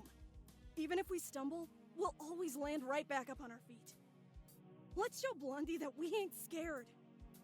Just breathe in, close your eyes, and it'll be over before you know it. Bet. I believe in you. I believe in me too. Thank you, Brokill. I don't know how much that really applied here, but the softness of DJ's usually animated voice was enough to break me from my spell. Closing my eyes now. I did as such, and DJ removed the palms from my face, returning to hug around my shoulders. I took a deep breath, holding it in for as long as I could before returning to the air along with most of my aches and worries. One step forward and we were on the ground. Ow. I may not have been dead, but my knees sure did hurt like hell. I managed to not fall over though, so that was something. DJ climbed off and gave me a hard slap on the back. See? Wasn't so scary now, was it? Just like skydiving, you fucking pussy. And again, nothing like skydiving. Let's get going. We wasted enough time fucking around. I nodded, and DJ and I sprinted off in the direction of Desolation Row. We spotted some of Horton's men across the street and ducked into an alleyway. Then DJ and I placed the juice box inside the dumpster and made our presence known. That Golden Acres Honeycrisp Golden Delicious trademark juice package surely was delicious, right? Ailey? It sure was my good friend and possible love interest DJ Roadkill. And who would have thought we would find such a splendiferous fight within the confines of Desolation Road's dumpsters over yonder. I put it over the alley where we just came from. Two of the men turned their heads to look at us. Why the fuck are they talking like that? What's splendiferous mean? Sounds made up. Totally made up. Dumbasses. Splendiferous is simply a more elegant way. There's a literate one. Is a more elegant way to describe something amazing or splendid in this case. Oh my god, there's a literate one. You're not allowed to not know words. Yeah, what he said. At least one of the tank top men had my back. Hey, wait a second, you two shouldn't be here. The three tank top men started the charge for us. Guess it was time to run. Whether or not the exercise from earlier warmed us up, we managed to keep our distance away from the tank top men. At times I had to grab DJ by the hand and guide them in directions Noah had instructed us to go. A combination of their mask, partial blindness, and tainted vision made it hard to see where they were going. But even with my help, it all seemed to catch up to DJ as we rounded a corner into an alleyway. DJ face planted into the pavement, a final nail in the coffin for their mask as it shattered in half as the tank top men drew closer. A loud whistle and the fellas stood at the top of the track and the fourth comrade caught up with them holding a juice box in hand. Oh man, is that the boss's favorite juice thing? It totally is, dude. Yeah, fuck those two scavengers. Let's go and let's head out to Desolation Road, call upon the boss, tell him what we found. He'd be sure to give us a raise this week. This is a splendiferous moment if there ever was one. See? You get it. They all turned tail and ran in the opposite direction of us. I high-fived DJ's good hand for our success. We continued our way out to the mall. We made our way with our hinds intact. As we paused across the street to catch our breaths, Nola arrived and landed right in front of us. The plane went off just as I expected it would. Great work, you two. On my way here, I noticed a bunch of other men making their way over to Desolation Road, so we should be safe to go in. All right, time to do crimes. We made our way to the mall's parking lot and into the food court where Hordes made his throne room. Just like there just was mountains and piles of stuff ranging from foods, appliances, and clothing in every direction we looked. Not only that, we had a lot of steel, iron, and metal just lying about. It seemed like even Noah was surprised by the sheer vastness of it all. This is an obscene amount of stuff to have Hordes to have his men just have sitting around. You've never been over here before? No, entrance here is usually safeguarded by 2 or 3 of his guys. Even then, I try to focus on tending to my own rather than starting fights with Hordes. So the stealthier we accomplish this, the better. This makes sense. Then we should start looking for the stolen stuff from DJ. I nudged DJ, but they still rigid in place. Fists balled up into a tight fist at either end. You gotta be fucking kidding me. The resources this man is hoarding. And the people back in the neighborhood, including ourselves, have to ration food out and scavenge through the dumpsters for crumbs while this asshole sits on a throne of excess? DJ was starting to shake. Seething with rage, I could feel the burning anger from a foot away. It's disgusting. Selfish. Downright fucking evil! You wouldn't even notice if even 1% of it was gone. DJ, stick to the plan, kid. Fuck the plan! Here's what I'm going to do. DJ took a few strides towards the food court, and Nora was forced to follow. I'm going to fill up this backpack with everything this motherfucker stole from you and anything else that can fit alongside it. Comprende? I looked over to Noah, who was looking around at the massive collection of resources and items Hordes had accumulated possibly over the years. Fine. You can't fucking stop. Wait, what? That's right. I'm agreeing with you. This is beyond acceptable. Literally half of this would have been enough to provide the neighborhood for a year. 2 if we rationed them out equally, and Hordes would still be living in luxury. It's my duty as an angel and a guardian of limbo to ensure everyone's survival till they can retake their trial. So that rat bastard could sit and spin. Even if it upsets that old woman too. Hell yeah! Oh, hell yeah! Oh, fucking right then, man! DJ moved to give Noah a hug, but he moved out of the way in time for DJ to fall to a pile of unworn clothing. No. Don't touch me. I don't like physical affection unless I initiate it. DJ gave a thumbs up from under all the clothes and started fishing out essentials to stuff into their backpack. I went over to DJ to help him out. Noel threw the duffel bag to the ground, did the same. Picking fresh food, meat, canned goods. It didn't take us long to have our respective bags filled, stuffed to the zipper with supplies to bring back to the neighborhood.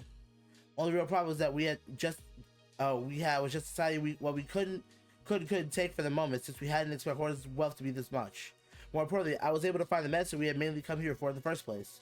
We were grouped in the center, and I showed the still full, intact vial I had in my hand. DJ bounced with glee. Yo! Yes, yes, yes! Let's get out of here then. Suddenly, the ground underneath us shook, heavy footsteps echoing through the mall's corridors. Noel's wings wrapped around us, protecting us from any falling debris when hordes emerged from the top of the mountain behind his throne. Well, well, well. I bet you peasants thought you got the best of me with that little plan of yours to lure me and my boys away. Kill this motherfucker, please. Like, can we kill this motherfucker? Can I kill this motherfucker? I will gladly kill this man. So that way when he turns into a geist, like, we could just put a bullet in his head and make sure he never comes back. Horse took out the juice box we had baited for him and sipped it down until it dried to the last drop, crushing the box in on itself. The little bug tossed it aside like it was nothing, wiping his face with an evil smug grin spread across his face. How did you know we were coming? A rat crawled up Horde's robe and sat on his shoulder, the man petting it. Let's just say a little rat told me. And unfortunately for you, I'm going to use this opportunity to debut my new son! Say hello to my new bundle of pride and joy, Charles! What the fuck? Nah. What the shit, bro? Nah. Can we get a reset button on this, please? It wasn't the mountain broke through, sending items flying everywhere as a giant rat appeared on top of it. It wasn't any normal rat either. How? Is that a rat geist? No, it's not. It's a rat poltergeist. The poltergeist threw its head back and roared while hordes rode on its back. That's right! Now, Hordes of the poltergeist took a step forward. put my shit back where you found it, or you'll be having dinner with Charles tonight. And you're the entertainment! Both DJ and Noel held their bags defiantly. Bullshit! No way! Fuck you, hordes. Grr. So be it then. Charles came barely towards us and Noel towards us, and Noel summoned his gun, fired 3 bullets into the rat's chest. It was unfazed, and the bits that were shot off turned into tiny rat guys that crawled at us and nibbled at our skin. Ah! Get off of me! I swore at the ones on myself before they could pierce the skin. Noel grabbed a handful of supplies and expanded his wings. I'll hold it off. Run! The exit was in our grasp, but the poltergeist came to a screeching halt as the damage it took caused it to fall over to the side. Charles! My baby boy! Yeah, fuck you. Horde's wails were the last thing we heard as we made out the front of the mall, not stopping till we were well away from it. After a few minutes, we caught our breath. Christ, that thing was even more terrifying than the other guys from yesterday. I can't believe Hordes was able to tame a poltergeist of that caliber. I really should stop underestimating him. It was then DJ hunched over, falling to their knees as blood of black ooze bleed and completely dissolved their bandages. It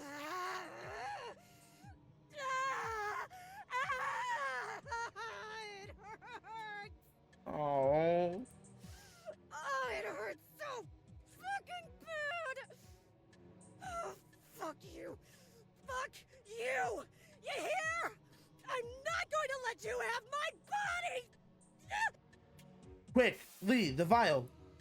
I got over to DJ's side, uncorking the vial with my teeth and poured the holy water to DJ's arms to the very last drop. The infection howled in pain as it slowly began to fizzle and melt off DJ's skin. By the time it was over, all that remained was a puddle and a stain on DJ's sleeve.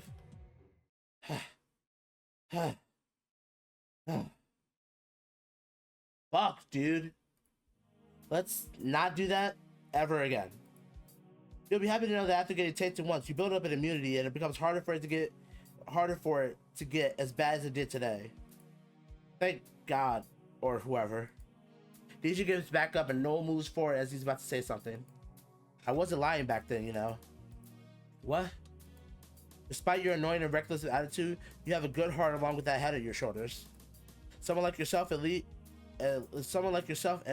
I could see easily passing Haven's home trial. Hell, I could even tell Kalei about today and maybe it would count towards your score. So once again, I'm asking you from the bottom of my heart to reconsider staying here and head towards a better future for yourself in Utopia. DJ looks genuinely moved by Noel's words. The smile a big cheesy grin as they slap the angel's back with gusto. Nah, you ain't getting rid of me that easily, man. Limbo's my home now, whether you want me here or not.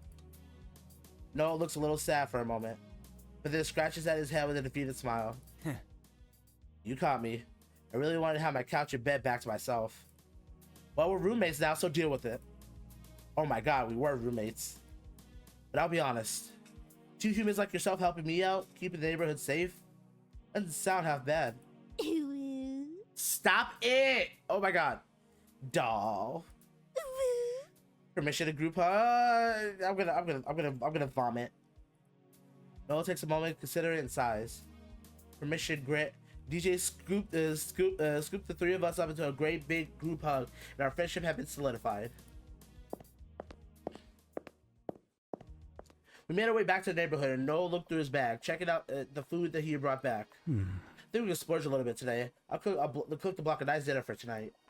There's a recipe in a book that I found a while back. Now that I have the actual fresh ingredients on hand, I want to give that a shot. Good. Tonight we feast like bandits. For tomorrow we have great work to do. We do? We do? Yep.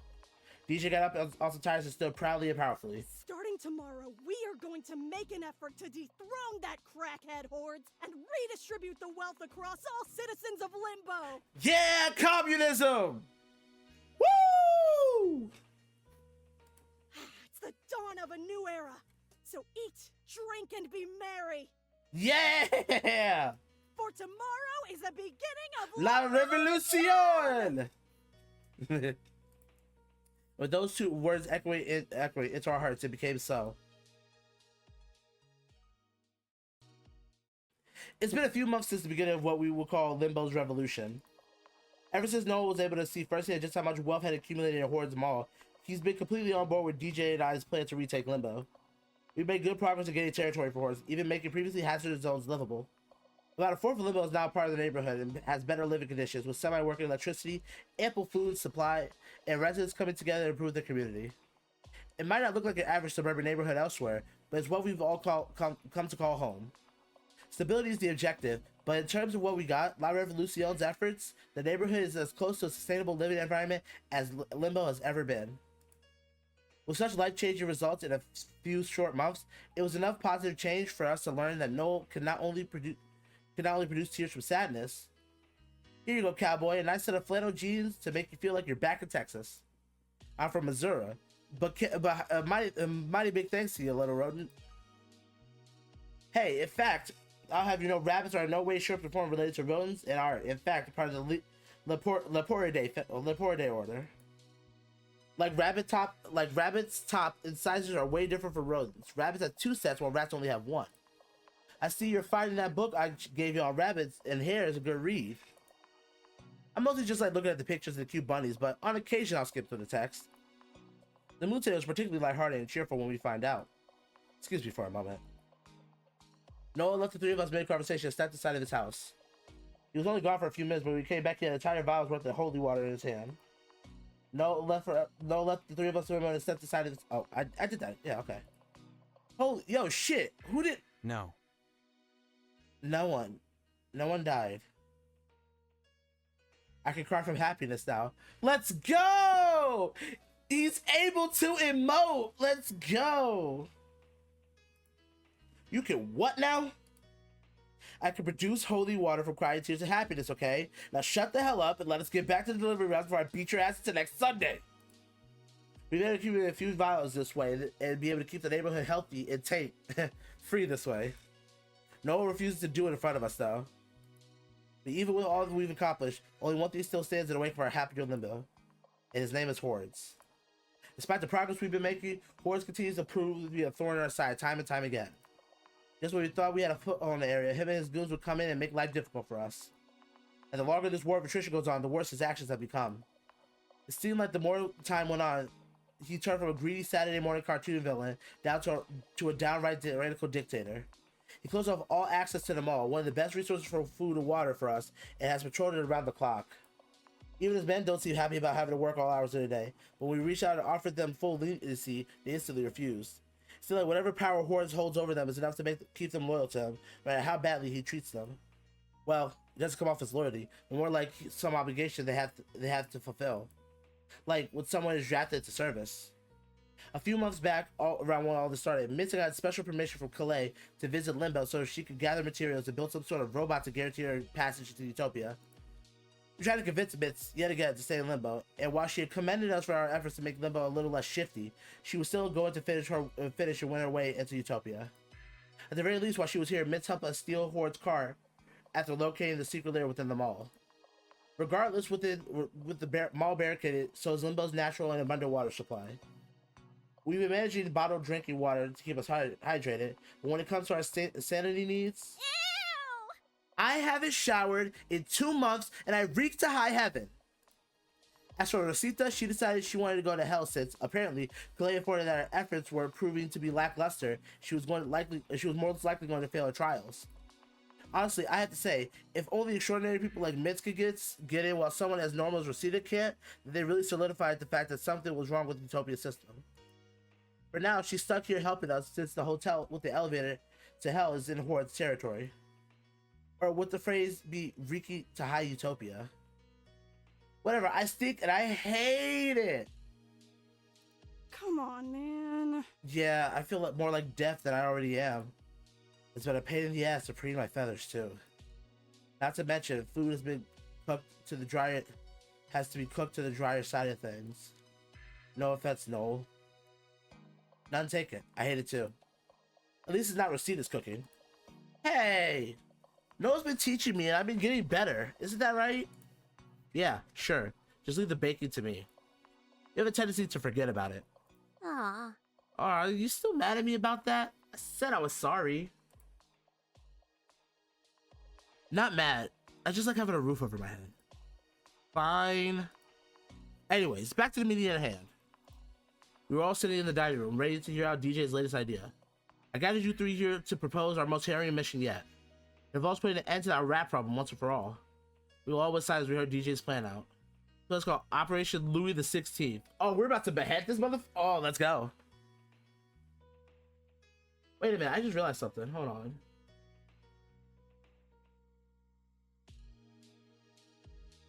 There we go.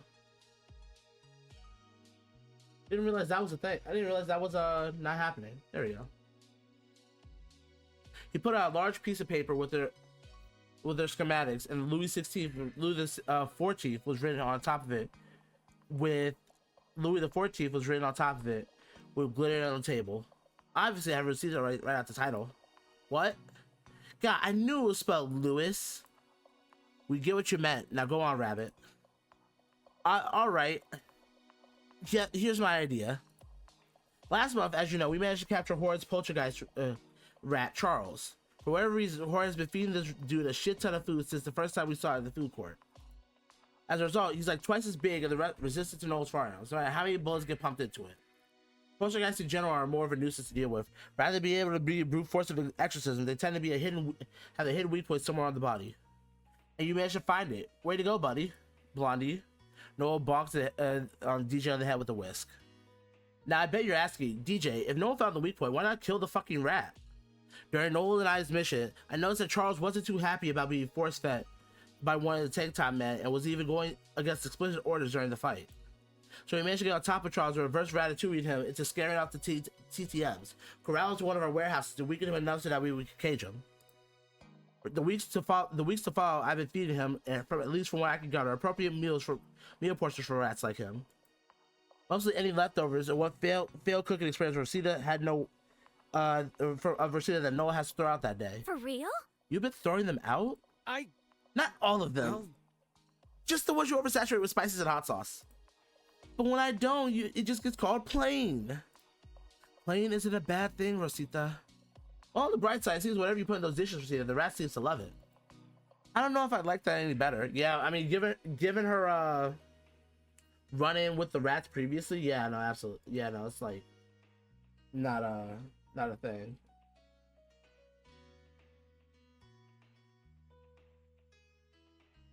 I don't know if I like that any better. Rats are No just way, Jose. so stupid and gross. Hey, rats aren't stupid, Rosita. Rats are rated some of the smartest animals, along with dolphins and chimps. They have a point. At least Horde's rats are pretty fucking smart, since almost all those fuckers are actually walking spy cameras, or probably how we saw us coming back then. Back on track. In short, I've been taking care of the big chonker. Every night before I get back to base, I read some pages from an anti-capitalist book till he falls asleep. It's been a little difficult, but since I had to translate from English to Radish, but I managed to convince him that Hordes is a bad guy for amassing so much stuff. He says Hordes recently hasn't been feeding his smaller rat brethren properly, has been giving nearly all of it to him. Wait, you can speak rat? Oh god. This doesn't get any better the longer we go with this. They must have picked up on Geist linguistics after being bitten a while back, if I had to take a wild guess. Whatever, I speak rat now. And with the help of our powerful new comrade Charles, he's the key to overthrowing Hordes once for all. So I say we gather everyone to the neighborhood and make a full frontal charge into the mall. The TTS may be buff as fuck, but I doubt even they could manage to take off 5 to 10 people at a time. As for the smaller rat guys, we could negate most of their nibbles by wearing some homemade armor with the materials we've gotten from expanding our territory. Rat teeth are pretty strong though, especially those Geist types. They can gnaw through cinder blocks.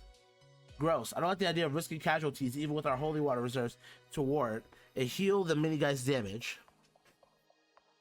I argue no revolution comes without a cost, but I got us covered. Once the rats show up, Charles has agreed to convince them to join our side. And bonus rat fact on my own, rats succumb to peer pressure easily, so when enough of them rejoin their brothers, so will the others. And with our army of rats, humans, and edgy fallen angel, and yours truly will storm into Horde's castle and force him to surrender. Or face the same fate as France's monarchy. Yay, murder? It's not murder, it'll be an assassination. Let's hope it doesn't get to that point. No, I know you're still an angel and all, so I won't make you do it if that's your worry. That's not my worry, DJ. If anyone in Limbo has earned their death at this point, it's Hordes. After everything he's done to the people in Limbo, I wouldn't even object to his execution. My worry is that he's been living in Limbo so long before I came to live here myself. That man is old. He's likely been living on resentment so strong that it has decayed his sanity to the point that it's the entirety of his will to live, and somehow that's keeping him from becoming a Geist as it is. Are you saying Hordes is too angry to succumb to being a Geist? That's right. That's exactly what I'm saying. Damn, that's kind of metal, actually. Murder has to be our last resort, because if I was a betting man, I'd wager that he's guaranteed to turn into a poltergeist after dying, which will make him even more powerful and terrifying than he already is. In our worst case scenario, he might become a revenant. I will avoid that possibility at all costs. Look, I'll at least try to avoid killing him for now. But if it's me or him, I'm choosing the obvious. Fine, at that point I doubt I can stop you. I'm glad we could agree on that much. And that aside, that's pretty much the plan. Any questions? Not really, it seems pretty straightforward. Nope. It's not the most tactical of missions I've been on, but in this case it really doesn't need to be given our current standing. But brute force it is. And it's unanimous among the council. Rally up everyone at the intersection between UWU, I'm not saying the fucking thing, and Dyer Street, so I can deliver the plans. We all nodded and headed out, except for Noah, who was heading up for his room. Taking the window exit? Just going to say a prayer to grant us all safety. Angels pray? Yes, we do. Even if in all likelihood it'll get ignored since millions are sent in a day, it's more of a, oh, it's a good luck ritual. Yes, exactly that. Alright, take your time then. We need every bit of luck we can get if we to pull this off totally unscathed. Noah disappears upstairs and we left through the front door. The three of us split and gathered all the residents in the neighborhood to rally to B point.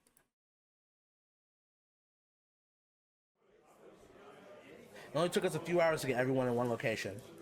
A crowd of 126 people were in attendance that made up the neighborhood's total population. It was a little hard to tell them apart, but we estimated on missions prior that Hordes has about 50 tank-top men and a couple dozen citizens. Everyone was chattering amongst themselves when Noel, Rosita, and I made our way without a DJ in sight. We didn't have to wait for too long, however, as from the top of the very obviously placed for this moment stack of tires appeared DJ standing tall and confidently. Holy shit! Golden DJ. I like this. They shine with heroic radiance as they don on a completely new outfit for this occasion. DJ was decked from head to toe in bright orange and yellows, making them stand out against the gray backdrop of the neighborhood of Limbo entirely. The only notable thing that remained from their own outfit was their mask, half broken, fitted to add more like an eye patch. All in all, their presence alone was enough to get us all cheering. What's poppin', my fellow companions of Limbo? For months now, we have done diligent work at making our neighborhoods a more sustainable place for all of us to live. Be it the permanent residents that can no longer give a damn to take Utopia's pretentious trials, or those who hang on to the hope of getting in when the time comes. All of your efforts have gotten us to where we stand today. Our food supplies are abundant. Our homes, much like the show, improved. And with our task force, we have been able to assist our companion Noelle in gaining new territory, pushing the Geist threat to the further recesses of Limbo. Never has Limbo been in a more prosperous condition.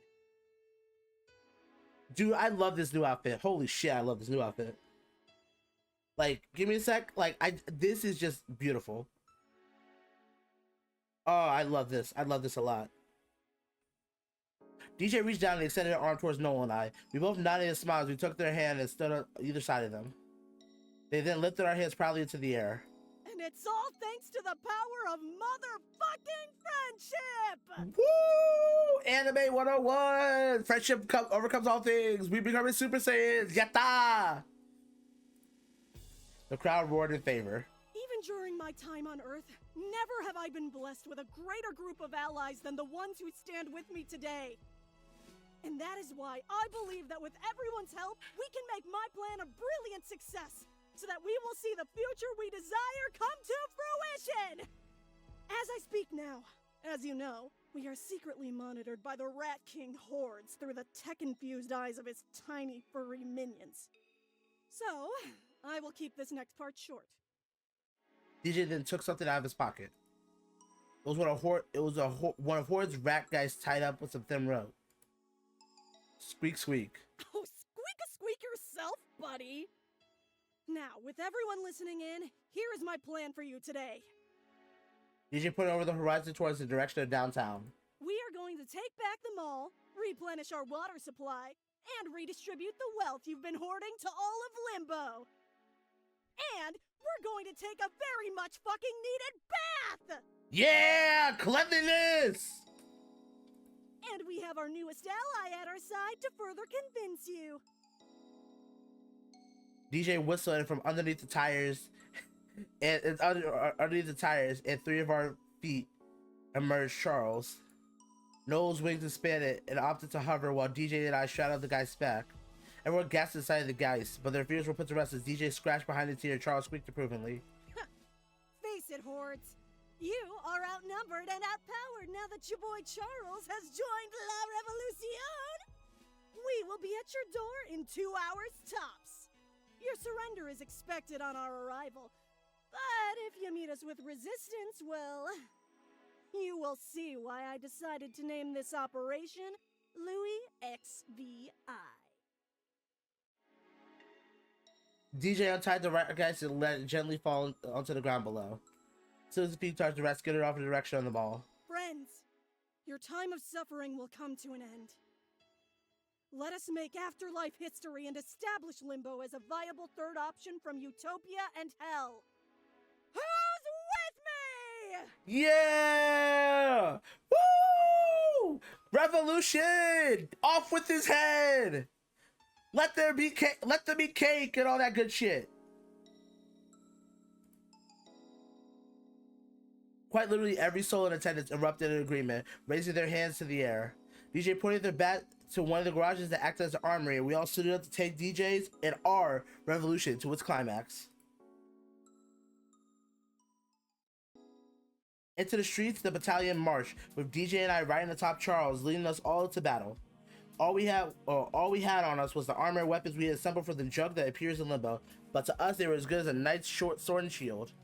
As soon as we arrived at the barricade, it stood a block away from and guarded outsiders from the mall. Now the other side of the barricade was Horde's own army waiting for us. DJ halted Charles a few feet away from the wooden barrier. I looked around the street and I couldn't help but notice. DJ, is it me, or are there way more tank top men than we initially thought? I was just thinking that too. But we can't back down now. DJ straightened their back and took the bat out from its sheath, pointing at the men standing in our way. Last chance, fellas. Make a path or make one for ourselves. They shuffled a bit. I thought they were complying when 2 5-gallon jugs of water were brought over by 3 men and placed atop the barricade. Here. You gotta be shitting me. Fuck off! The fuck is this? This is barely enough to fill up a kiddie pool. The boss needs the rest back at the fountain. What fucking for? We're out here eating dry as hell food, chapped lips, smelling like an actual dumpster fire, and this is his response? He just shook his head and brandished their bat. Nuh-uh. No way. Our demands were clear as day. Oh my god, the bat is even better now. Dog, I love this. Surrender or face the consequences. Run along, kid. You don't know who you're messing with. Au contraire, it is you who is not knowing you are messing. Nah, fuck it. Charles, clear the way! Charles gave a mighty screech, knocking over the barricade, unperturbed by the spikes, to clear the path wide enough to let the neighborhood army in. For the neighborhood! Yeah! With a quick kick to the road inside, the behemoth of Rav raised his head and charged forward. DJ already getting to work and clocking the first tank top they could spot right in their stomach. Right in the corner at the speed of Rat, DJ delivered another slug of bat towards another tank top, toppling them over with ease. Ha! These guys are easy pickings. What's the matter, you chicken shits? You too pussy to take us on? Come at me! DJ continued to boast aloud at the top of them, and the back of my shirt was yanked by an unseen force. A switchblade drawn at my throat was one of the tank tops who had me in a vice grip. Right here, you freaks. Laying out a whistle, 2 more tank tops joined his side as they made headway towards DJ and Charles. Doesn't have to be like this. Just go home and no one needs to get hurt. Over my dead body, you tasteless saltine shitlords. Charles, do the thing. Ah! That's me. With a crack of the reins, the rotund rodent bucked here and there, launching DJ towards one of the TMMs like a human torpedo. The metal rabbit hat crashing against the hardened muscle with a satisfying crack. Ah! My chiseled ribs! With a kick quick to his already damaged wrist, the second tank top man was down for the count, and by the look in DJ's eyes, it didn't seem as if they were going to stop at just taking down 3 TTMs. Shit! They're doing something else! Well, just stand there, idiot! Take care of them! I'll deal with this little rebel myself. Pressing the blade further against my neck, I wiggled and tried to break free from his grasp with all my might. Before the knife could cut my skin, the TMM made an exaggerated groan, the blade falling to the ground along with its feet. I turned around after being free to see Noel come to my rescue. It looked like he'd been using a paintball gun to disengage the man. The man's back stained with dark blue impacts on his namesake. As to top it off, DJ had come in and smacked the bat down on the tank top's back, and he was down for the count. Thanks, guys. Seconds later, we got TTMs coming in hot from all directions. I looked around and he was right. Tank top men were starting to circle around us in particular. We had our back against one another. Noel wielding his gun, DJ their bat, and me with my knuckles. Looks like we're in for a gangbang, y'all. Please, fucking call it anything else. A horde? That's much better, thanks. We fought them to our best of our abilities. The 3 of us managed to knock a couple of them out, but it felt like only more kept replacing them. We were bruised and battered, but we held on regardless. This was our last stand, and we were going to go down swinging. Just as one of the men was about to make their move on DJ, an ear-piercing shriek filled the air, paralyzing everyone, including ourselves. My hands pressed against my ears to drown the noise, but once it was over, I looked up to be met with a grateful sigh. Charles was running up the street with a bunch of his rat brethren following behind, practically forming a wave of rats. The wave of rats came crashing down on all of us, but only attacked the tabletop men as their screams erupted. Ah! Ew! Gross, gross, gross! And Rosita was too, but for different reasons. With the help of the rats, with the help of the rats, the neighborhood's army now had an advantage over the hordes. Charles came up and to DJ lowered themselves so they could climb on. Huh? What's that, little buddy? Rat noises. Rat noises. What's he saying? He's saying we should head for the food court. Charles took down security and hordes is unprotected inside. No, decked the shit out of the guy so hard that his teeth popped out. Sounds good. I'll hold these guys off with the others while you get the Rat King at the source. Where's that little tool that I had? I had a little tool. I had an Allen wrench because my chair just came apart.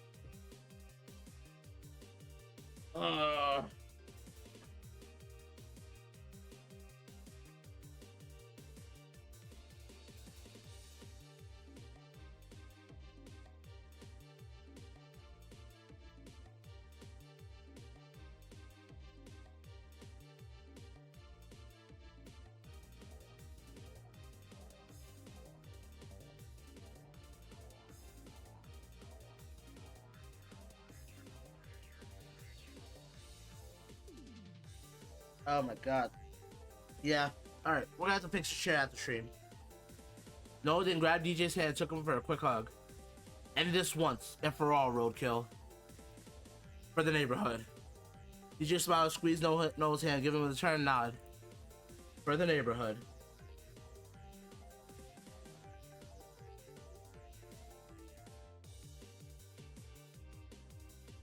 DJ climbed upon Charles and held out a hand for me. Come on, Lee. We got a date with change. With a determined nod, I grabbed my own. Oh my god, my chair's literally falling apart. I don't know if y'all heard that. With a determined nod, I grabbed With a determined nod of my own, I grabbed DJ's hand and straddled myself behind them as Charles tore off towards them all. Charles brought us inside, and man, the dumpster had just been on fire since the day we came here. More importantly, the deeper into the mall we went, the more obvious it was that it was completely empty of anyone standing in our way. Though the air did feel colder, giving me a feeling the whole situation was a lot more serious than the ones I found myself in before. It gave me shivers as Charles walked at a steady pace past the stores.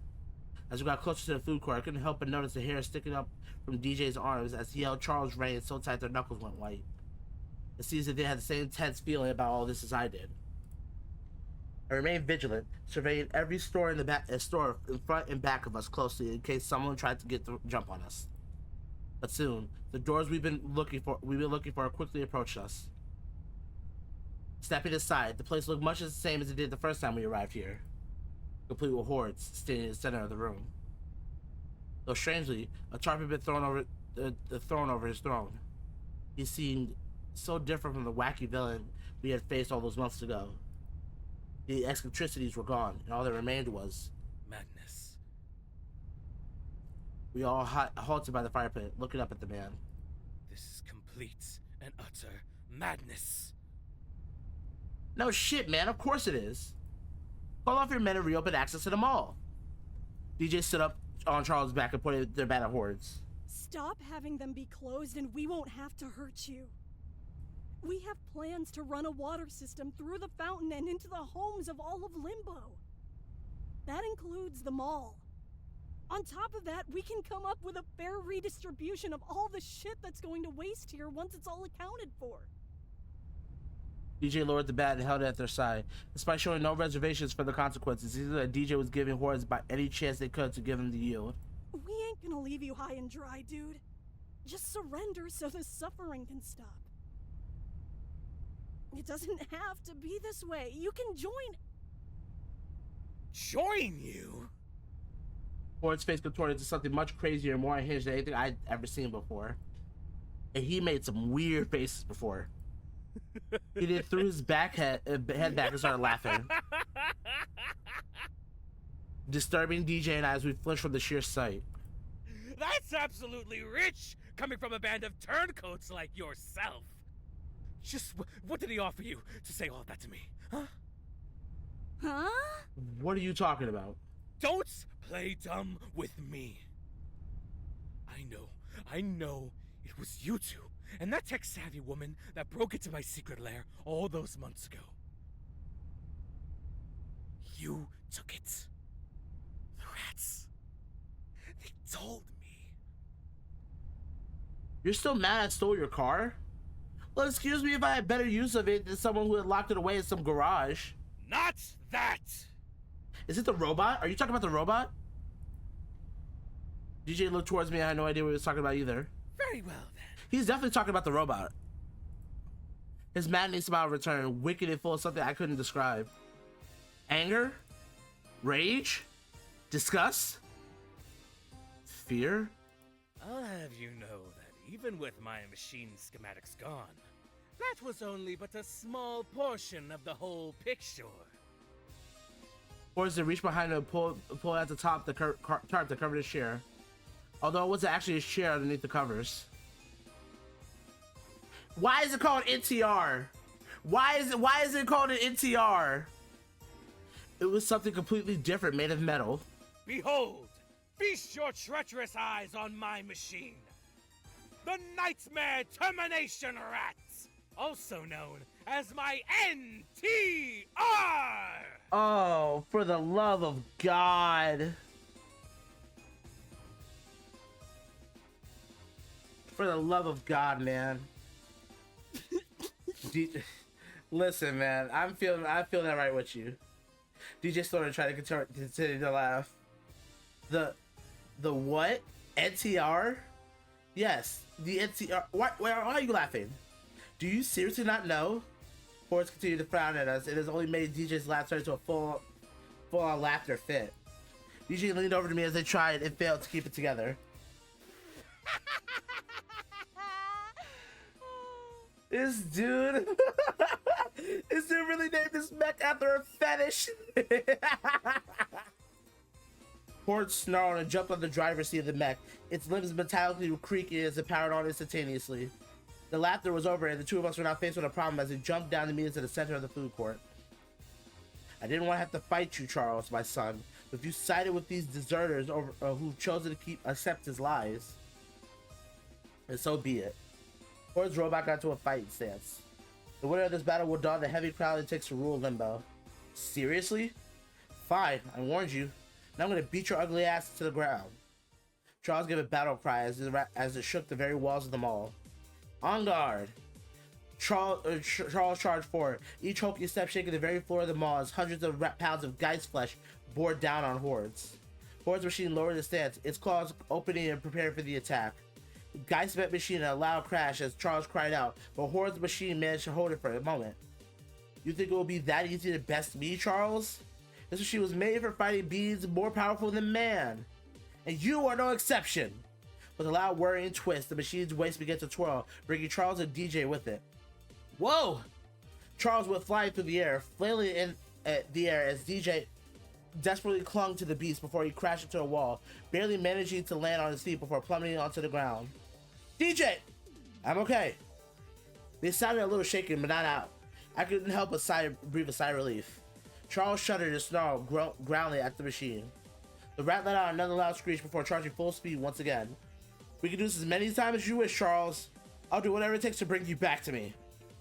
A mechanical arm rose into the chair, coming crashing down where Charles was about to be before the giant guys jutted to the side. What the? DJ was clearly in control of the reins now, helping guide Charles on where to go. With having to avoid Horde's blow, Charles was free to lunge and latch onto the giant machine. The machine loudly whirred and whined as it took the brunt of Charles' weight and attack, billowing steam from various seams. It won't be enough to stop me! Charles' screech echoed in the halls as smaller rats on his body began moving in a single mass, wrapping around the arm of the robot and spreading out. Hey! Stay away from that! The rat desperately tried to flail as many small guys nibbling and biting against the metal and opening they could. Any metal opening they could, already visibly slowing the machine's movements. Charles backed up just to quickly twirl around, striking the robot with his tail. The machine let out a loud crash and whir as alarms began to blare from inside. Hordes was clearly being put on the back foot. You got this, DJ! Charles! Come on, Charles! One final blow! Charles screeched and jumped back before rushing straight at the machine. Not so fast! The machine whirred to lights illuminating from every visible scene and the visor of the cockpit. The machine loudly hissed, the steam billowed from every possible place it could. The smoke filled the room so quickly I had to cover my face from the wind force. When I looked back, the room was blanketed. I couldn't see the machine at all. Stop hiding, you coward! Never give up any advantages you may have. Horde's voice echoed from the room, making it impossible to locate him. DJ and Charles looked rapidly. Charles desperately sniffing into the air for his location. Where could he have gone? NTR annihilation mode. Suddenly I saw a blaring red light within the fog. DJ, behind you! What? I wasn't fast enough as Horde's machine burst from the fog, steaming red and moving faster than it had before.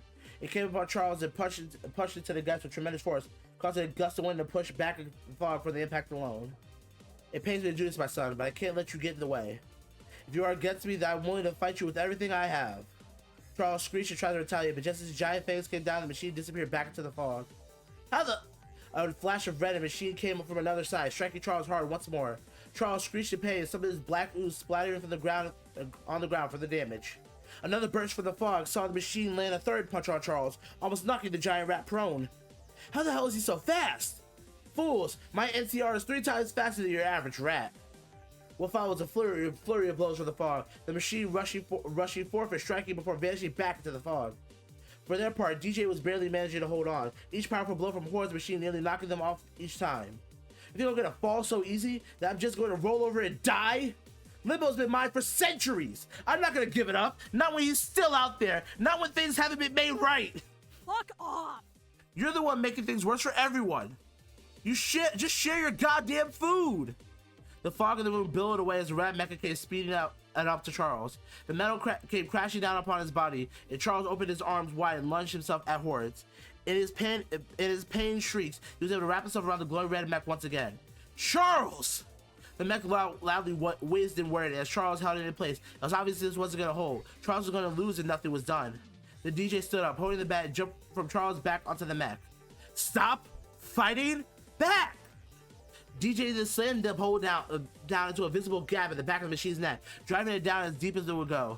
The machine whirred and billowed more fog and steam, but DJ held their ground. Charles screeched once more and used the momentum to push forward, the small rats once again swarming over the machine. Hordes could be heard screaming in desperation from within the machine as sparks of steam began to go haywire, but it was too much. DJ jumped off the mech at the last moment to safety, and the machine slammed down to the ground with Charles on top of it, teeth buried down into the door of the cockpit. Black smoke soon began to emit from the machine as Charles tore into it, taking several bites before the hatch was finally ripped open. A victorious screech filled the air as Hordes weakly stumbled out of the broken machine and collapsed onto the floor exhausted. In the end, they couldn't do it. They couldn't hurt you, Charles. As Charles lunged at Hordes, I thought it was going to be it, the end of Hordes. But instead, Charles nudged against Hordes' side, comforting the fallen man.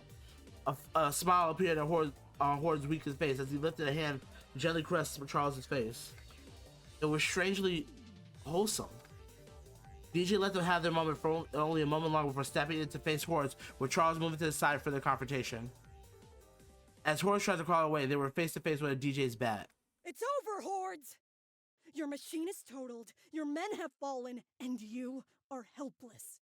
So I'm asking you this one last time. Give up! Hordes just remained silent, and one of his hands balled to a fist as it propped up again from the floor.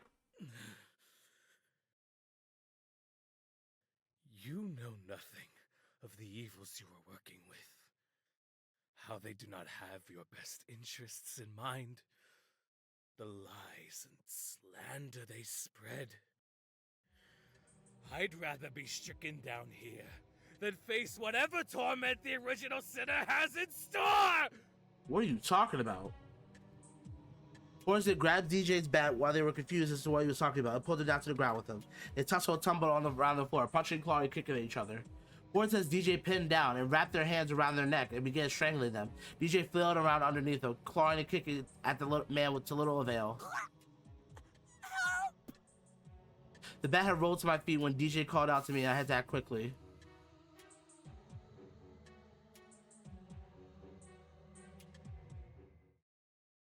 I didn't have any time to hesitate right now with DJ in danger.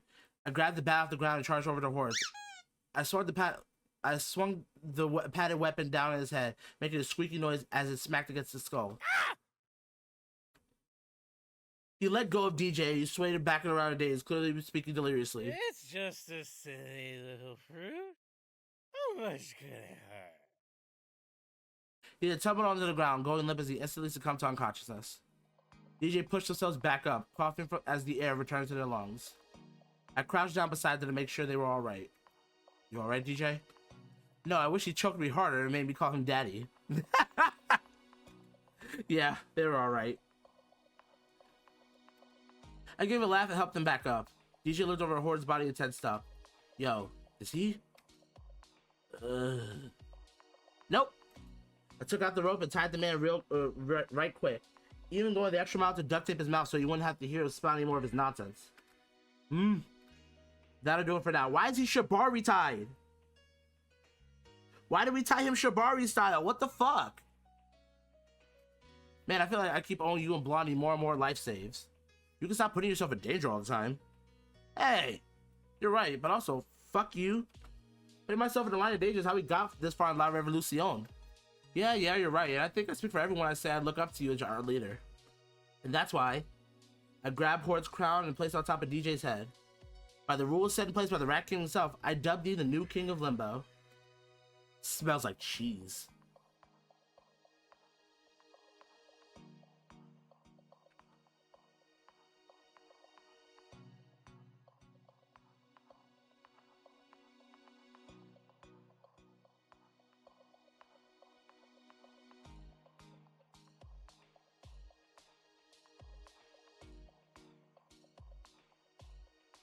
Like really bad cheese.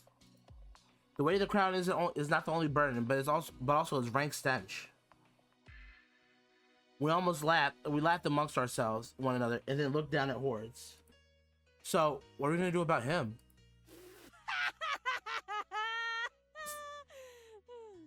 Seeing as we just fought a mech and he's dangerous beyond reasoning, I guess we have no choice but to take him prisoner for now. That's the only two options: for surrender or death. Let's give him some time, all right? I know dude's crazy, but something tells me it's literal. He might not be all there. Yeah, especially after everything Noel told us about him. That's pretty sound logic.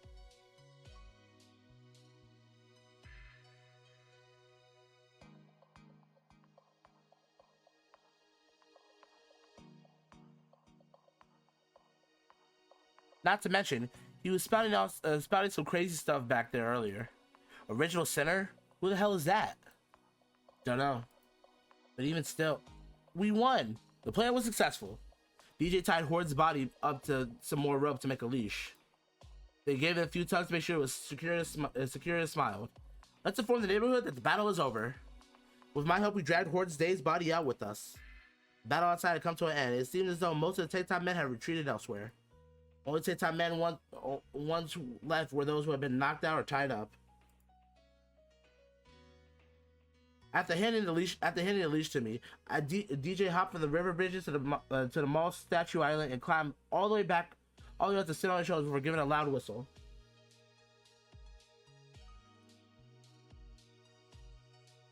Everyone's attention was turned to DJ, and they lifted up Horde's cardboard crown victoriously. The bastard king has surrendered! The mall and its pool are ours!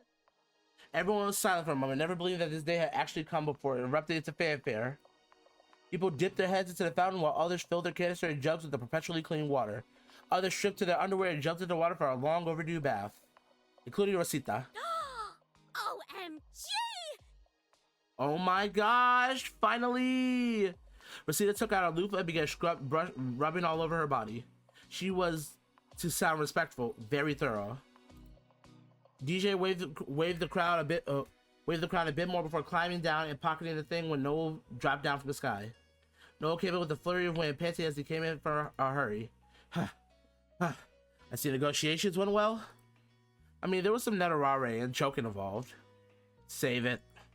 Actually, don't. Throw it in the trash and set it on fire. But that's beside the point. We have more pressing matters to attend to. Huh? What? What's going on? We have some visitors waiting for us in the garden. Visitors? Archangel you met before is here. He's brought a seraphim. Seraphim? What's a seraphim? Basically one of the rulers of Utopia. There's a choir of 8, and you know what? We don't have time for this. When one shows up so informally and here of all places, you don't keep them waiting. What about him? I gave him Horde's tied up dizzy body a light kick. Considering they came because of what we did today, I think we should bring him. This bitch heavy though. No grabbed the rope from my hand and made a slow ascent up into the air, taking Hordes with him. I'll take him. Just hurry the fuck over here. Someone from the neighborhood drove DJ's car up to the mall and tossed DJ the keys. You better get going, boss. Thanks. Come on, Lee. We got a date with some angels. And now that we sped off towards the direction of the garden, wasting no time. Speed limits be damned. It was so weird being back in the garden after all this time. I had grown into a much different person than when I first arrived here. A few trees had been ripped down for the neighborhood to use for renovations, but other than that, it seemed like the place remained frozen in time, with its beauty still intact. Even though Noah hadn't told us where, I could sense a strong energy emanating from the podium's field and headed deeper into the garden. We pushed a couple bushes back and were greeted with something old and something completely new. The light stood in front of us at the stairs with someone new we hadn't seen before and looked at us with glee in his eyes. He then flew over to us, a bright smile appearing on his face. Aloha again, my cousins! Congratulations on defeating the tyrannical ruler of Limbo after hundreds of years of terror. Oh yes, Hordes, as he calls himself, had been a blight of the afterlife since he made himself known, only protected by the fact that even godly powers such as myself have our powers limited by the rules of its king of Limbo. But now that he's been dethroned, so to speak, the title of ruler has been passed down to you, my little hair friend. The other angel poked at DJ's paper crown and gave it a little laugh. I felt like I was in the presence of God himself just by how regal and eloquent the angel came off as, but DJ seemed at least bit impressed. Yo, who the fuck are you? Khalid's face contorted to horror as he waved his arms around. Do not take our friend DJ Roadkill's words so harshly. They aren't aware of whom they speak to. Yes, I should correct that then. I am the great fragment head of the 9 choirs of heaven, lordship to all those under my domain, and represent law and order across the realms. You may call me Dominion. The pleasure to meet you is all mine. Are you the Seraphim Noel spoke to us about? Indeed I am. Figured. Word traveled pretty fast from here in Utopia. How'd you know what was happening today? Simple enough, that fallen angel informed us beforehand. As we were talking to him, Noel flooded down with an unruly horde wiggling like a worm in his hands. Hold fucking still, you little piece of... You know what? Fine then. Noel dropped horde 16 in the air, tied up man laying in the grass with a thundering groan. With that out of the way, he finished descending on the ground and gave a respectful bow towards Dominion. My Dominion. Dominion just waved, and Noel stood upright once more, a foot atop Hordes and leash back in his hands to keep him in place. Apologies for the wait. This guy regained consciousness halfway here and will not stay in place to save his literal life. Understood. We were just talking about how you sent a prayer beforehand to ask our Dominion for strength in today's battle. Huh. Well, yeah, I did. But I technically sent that prayer to the power of Seraphim. And as the Seraphim who has his hands in all requires business, Powers brought your prayer to me, and I took it upon myself to come down here to offer my blessing in person. Though I see it was unneeded, since without it, you and your friends were able to claim victory and detain the vermin that plagued this land. Yeah, we're able to do a lot of things without some God's help. Roadkill! No, the March Hare is right. From a quick stroll around your... What is it you call it? The neighborhood. Yes. Just one look around, you two have managed to actually make something of this barren wasteland of a realm. Especially given that the garden no longer bears fruit. Well, it wasn't just our efforts alone that got us here. Yeah, Lee here and all the other residents of Limbo helped get us to where we are today. Dominion helped look over at me. I stiffened a little. So it would seem. The sheriff clapped his hands together. Regardless, your efforts have been applauded by me and Utopia itself. Now if you'd be so kind as to hand over the vermin. At that, Hordes became aware of his surroundings, sitting himself up to look at us. All of us. Hordes looked panicked and wormed his way behind us, trembling in absolute fear at the sight of Dominion to the point of tears.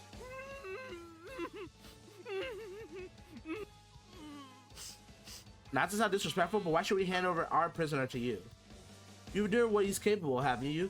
How he's capable of such dreadful things? He's been the cause of so much unnecessary suffering to the innocent failures of our Haven Home trailgoers. With him no longer running amok in this realm, you can live a lot more peacefully without having to worry about holding a prisoner as slippery as an angel's grasp is he. I'll be taking the lead. So I'll be taking the lead that Fallen has now. That lead the Fallen has now. I guess that makes sense. Noah, on the other hand, seemed to be deep in thought, reflexively pulling at the leash back before flashing an apologetic frown at the Seraphim.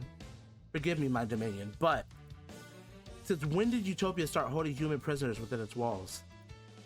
Is that not common practice for evil villains like Hordes? The Powers Kingdom acts like a military base, so it's not like we don't have a prison cells or anything for our enemies, but there were always demons or monsters. Humans, no matter how wicked they were always sent to hell for Lucifer to deal with. I may have fallen from grace for less than a millennia ago, but to conceptualize such a drastic change. Indeed, Noelle has a point. As Utopia's current policy stands, all sinful souls are banished to hell to await eternal fire. How right you are. I turned around to see Faye of all people had joined our party. Faye? Yo, where have you been at, hot stuff? I had some important matters to deal with back home, so by the time I wanted to make the trip up here, I was surprised to have learned someone had broken the elevator's control from Limbo's side. So it took Hell's technicians a little while to fix it, but it seems I arrived just back in the nick of time. Faye crouched down and looked over at Hordes, giving his nose a little boop. You have just been a naughty little boy while I was gone, haven't you? What the fuck is going on here? Hordes whined like a touch-starved puppy, nudged his head against Faye's hand. What the fuck? You know what happens to naughty little boys, right? Hordes whined sadly. That's right. Bad little boys get sent to hell where they rightfully belong. Faye looked over to Noelle, a hand outstretched for him to give her the leash. If you don't mind, I'll be taking this one back to the Wrath Circle with me to face his long-awaited punishments. I received orders from Lucifer himself to bring this one back home before I left. I don't see why not, since none of us could take him there ourselves. The man clearly looked like he wanted to say something, almost like he was frustrated about the situation. But he allowed a sigh and a smug grin and returned to his face. So be it then. No handed the leash over to Faye, and Hordes, with a strange amount of glee, stood over behind her. I suppose that only leaves me with one more course of business before returning to my domain. You mean how we were going to extend the offer of safe passage to Utopia to DJ, Orokill, and Lee? Originally, yes, but I had an even better idea. DJ and I looked up at the being that called himself a part of God. How would you like to make Limbo a part of Utopia? What? It is as I said. With you as the new ruler to Limbo, you have to say what becomes of it from here on out. Ah, shit, man. So I really am the king now, huh? Though I think I'll have to go by Prime Minister. Wouldn't it be President since you're from America? Prime Minister sounds way more fucking dope and thematically appropriate. Good point, good point. It does sound cooler. But that aside, why would I have Limbo become a part of Utopia? With Limbo as a sovereign realm to Utopia, we'd be able to provide more assistance to improve the quality of life substantially. Resources to rebuild this decrepit land would be more accessible than ever before, and this realm could flourish as the bustling city you so hope to ascend it to. It would take a few months to sort out all the paperwork and whatnot, but you will receive relief as soon as the anniversary of when you first arrived here. So like 4 to 5 months? God, you guys are bad as Congress back home. It's all in the vein to make sure the assistance plan is nothing but perfect upon execution. And with the vermin out of the way, I have no doubts this realm will be fine in the meantime. So what do you say, Prime Minister Roadkill? DJ scratched her face, thinking deeply over the offer, clearly conflicted. But if Limbo joins Utopia, I won't be able to visit anymore. Yep, that sells it. We're not joining. You cannot be serious. You'd reject the offer of an after-lifetime for your fleeting fancy for this woman? Nah, it's not just because Faye's a smoking hot milk that I want to sit on my face. Think this through, rabbit. Fuck! Hit the button again. I just don't trust this guy as far as I can throw him. We've gotten this far with plans on our own, and all that really was left was the water infrastructure to get magically clean water to everyone's homes. And we could slowly further rebuild our city with materials as we have now. Sure, it won't be as polished as anywhere you can find Utopia or Hell, but it's way better than selling everyone's soul to Utopia with a corrupt screening process and lack of help is what got us here in the first fucking place. Good on you, DJ. Way to not give up what you believe. Dominion really seemed frustrated this time, much to Kalei's terror. At the very least, it seemed Dominion was mulling over his thoughts before shaking his head in reluctance. Very well. But at the very least, allow me to reinstate Noel's powers Noel's power status for his good work over the years. Wait, really? But of course, your diligence does not go unnoticed. Would that make you stronger? Stronger? if I were to have my full powers back, full abilities as a Powers Angel again, then the remaining guys in Limbo would be as good as gone. I wouldn't have to cry to make holy water anymore. Is that how you've been doing it now? Noel's face red hot with embarrassment, having said that out loud in front of his superior. Yes, unfortunately so. A Powers Angel that cries. How atypical. But with all good things, a bit of patience will have to come for your status to be reinstated. It's unheard for a fallen angel to return to grace, so I had to build up my case. The fact that our Dominion is even willing to go to such a length for someone like me, my Seraph, I'm honored. Dominion gave Noel a gentle pat on the head as the blonde bowed. That wraps up things, yeah? Yes, it does. I'd like to return to my domain as soon as possible to draft up a proper paperwork for Noel. Kalei gave a nod and floated up to the top of the stairs, opening the portal once more before disappearing into it. Dominion followed suit, but paused in front of it, turning an eye to the rest of us. Oh, and one more thing. Where had the vermin been hiding all this time? I know the mall was his castle, but was there someplace even more remote than that? Like the... DJ raised their arm over Noel's mouth, deadpan and serious. Why? Dominion just shrugged and turned his head back towards the portal. Just curious. Let me see you all again very soon. With that, he stepped through the portal and the portal's light instantly dissipated. Noel saw to it that Dominion entered through the portal before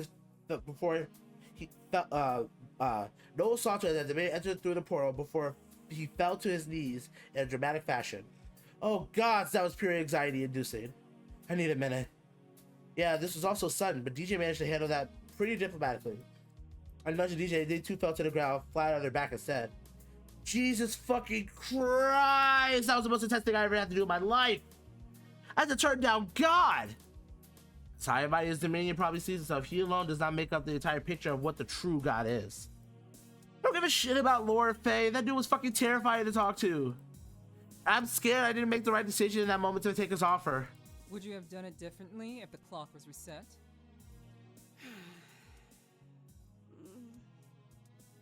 No. The neighborhood deserves better than whatever that guy ever has to offer. Hordes might have caused a lot of trouble for all of us even before I arrived here. But the actual problem here, I feel, runs way deeper and is systemic to how the afterlife chooses who goes where.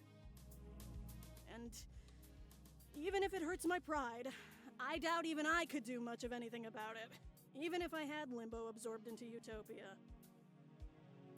You will be right about that. A lowly human such as yourself wouldn't have a platform to stand on. Faye then looked over to me, gave me a smile, and turned heel to walk away from the stairs before his being dragged along the way. But that's enough of all these politics. I have a very naughty boy to deliver back to hell. I'll be back later to throw you guys a party for your victory over the big bad guy. As per usual, drinks will be on the house. Please, I need to get shit-faced so bad after this. Alright, fuck yeah, man. It's been forever since my vitals have gotten any sort of action. A party sounds like a great idea. Thanks, Faye. Faye giggled and we all made our way over to the garden, going opposite directions once we were out. Oh, I got the neutral ending? Is that not the good ending? Wait, hold on.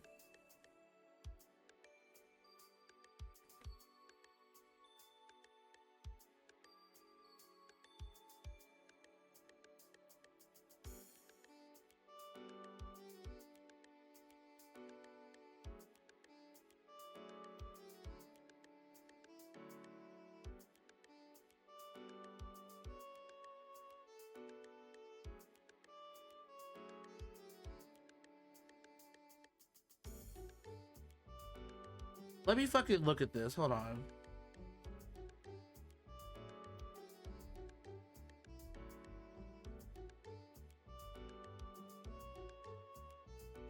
I'm actually looking something up. Hold on.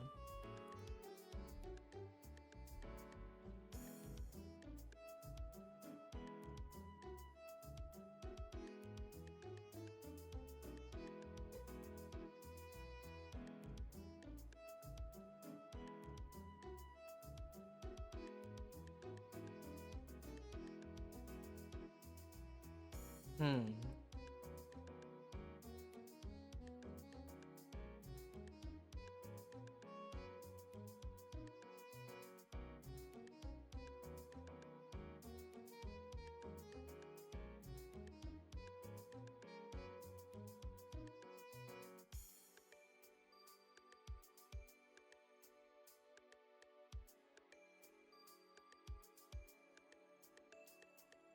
Oh, okay.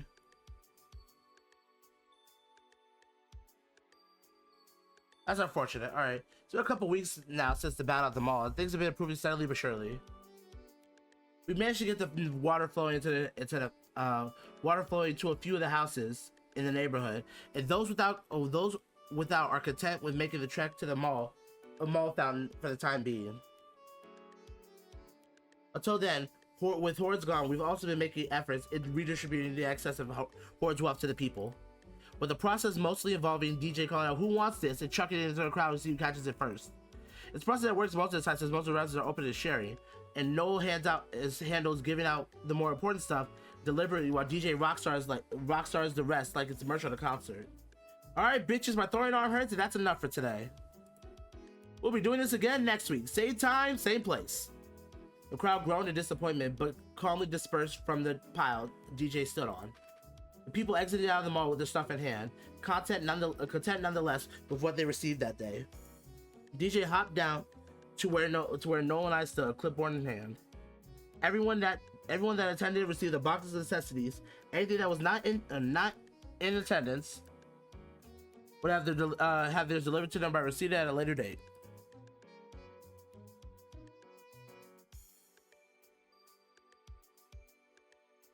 That about wraps it up for today. Great work, DJ. Yeah! Man, doing this always leaves me feeling pumped! Ooh, who wants to cannonball into the river with me? Oh, I'm so fucking juiced up! Oh, you always know I'm down for some random bullshit. Ah! We both looked at Noel, who stared us blankly aside before grinning. One last one it has to do tonight's dishes. With that, he flapped his wings open and was gone in a burst of wind. You hurt the Manly. DJ that kicked me in the ankle, make me stumble over. It ain't gonna be me. We raced off, and much to no one's surprise, with DJ's nimble legs and unfair advantage, they cannonballed into the river seconds before I did. I called them a cheater, and they responded with a splash of water to my face. Soon it became an all-out splash fest, and I couldn't help but think of how happy I was with the choice I made of staying in limbo. We might not be living the most idyllic of lives here, but with the food on our table, the neighborhood safe, and my best friend at my side, I think we'll manage just fine. Because after all, life isn't about surviving. It's about living as well. Alright. So, that's the neutral route. I want to try to, get the good route.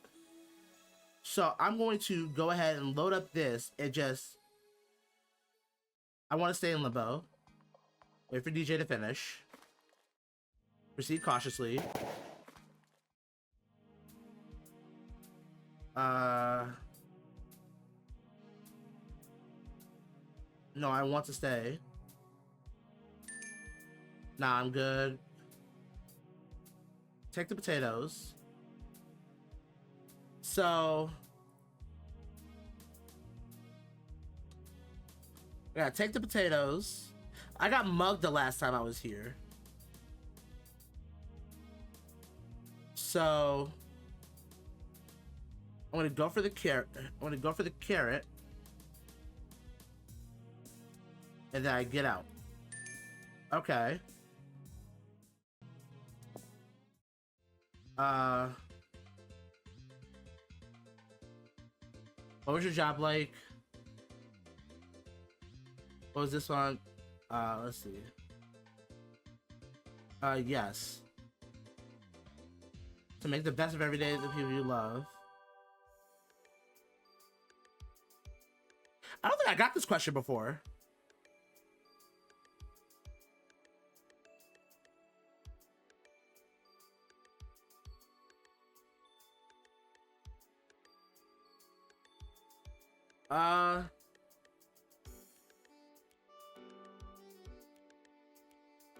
Actually, you know what? What can I call DJ? Hold on, let's see what we can call DJ.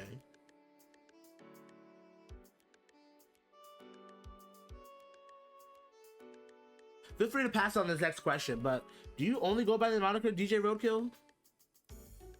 They thought about it for a bit, scratching their chin as their leg bounces where they sat.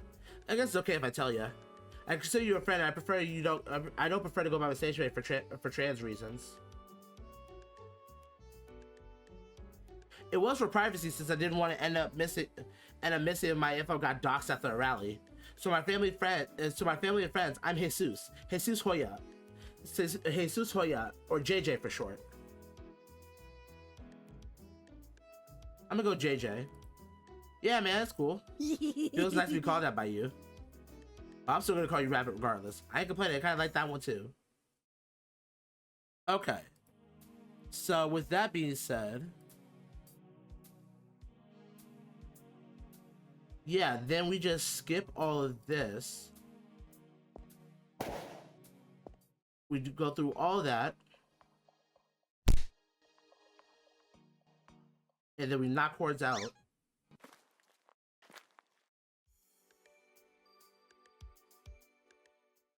Alright.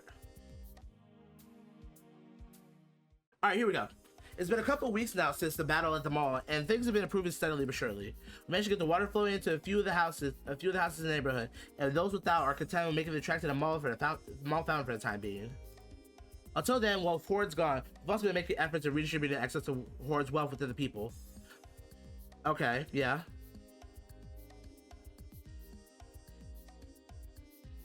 On top of that, fans now giving JJ free reign to host events at the Twilight Church whenever they please. So every Sunday night, JJ throws a wicked sermon to lift our spirits up for the coming work week. Live performances came to a conclusion, and everyone cheered for JJ as he made his way off the stage. Once they were done making small talk with the club goers, they waved me down across the room to come over. As we made our way over to the other side, we danced around the other club goers until we finally met the center of the dance floor. And once JJ and I were getting down on the same light up square, we leaned into one another for a short but sweet kiss. Aww. We pulled back and JJ gave a little bit of chuckle. You did great tonight on the great stage tonight, babe. Thanks, babe. I really love that last song you did. Good, because I thought of you the whole time I was composing it. I blushed and twirled JJ under my arm. Babe, that's so sweet of you. But don't you think you made enough songs dedicated to me? This is the nice song accounting? Maybe on the 10th I'll think about it. What can I say, Lee? You're my muse, in more ways than one at that. I don't mean to play favorites between you and Noel, but you believed in me from the start when no one else did. Saved my life countless times, didn't have a fair heart. And that's because of you, JJ. When I first met you here, first arrived here in Limbo, and didn't have any memory of how or why I died, it was pretty hopeless. But your high energy and righteous attitude for everything you believe in struck a chord with me and only got louder the more I got to know you. And the you that I know now is a lot deeper than than what people get at first glance. For all your radicalness, one thing remains true is that you care about people. What? Did I say something cringe? Oh, just kiss me again, yo. They threw themselves onto me and I took them into a embrace, twirling them around as our lips met once again. We danced the whole night away until our feet hurt, and the whole time I couldn't help but think about how happy I was to stay by JJ's side. We might not be living the most idyllic lives here in Limbo, but with food at our table, the neighborhood safe, and my partner at my side, I think we'll manage just fine. Because after all, life isn't about surviving, it's about living as well. I've never felt so alive than here in the afterlife with JJ. Alright, so that's the route done.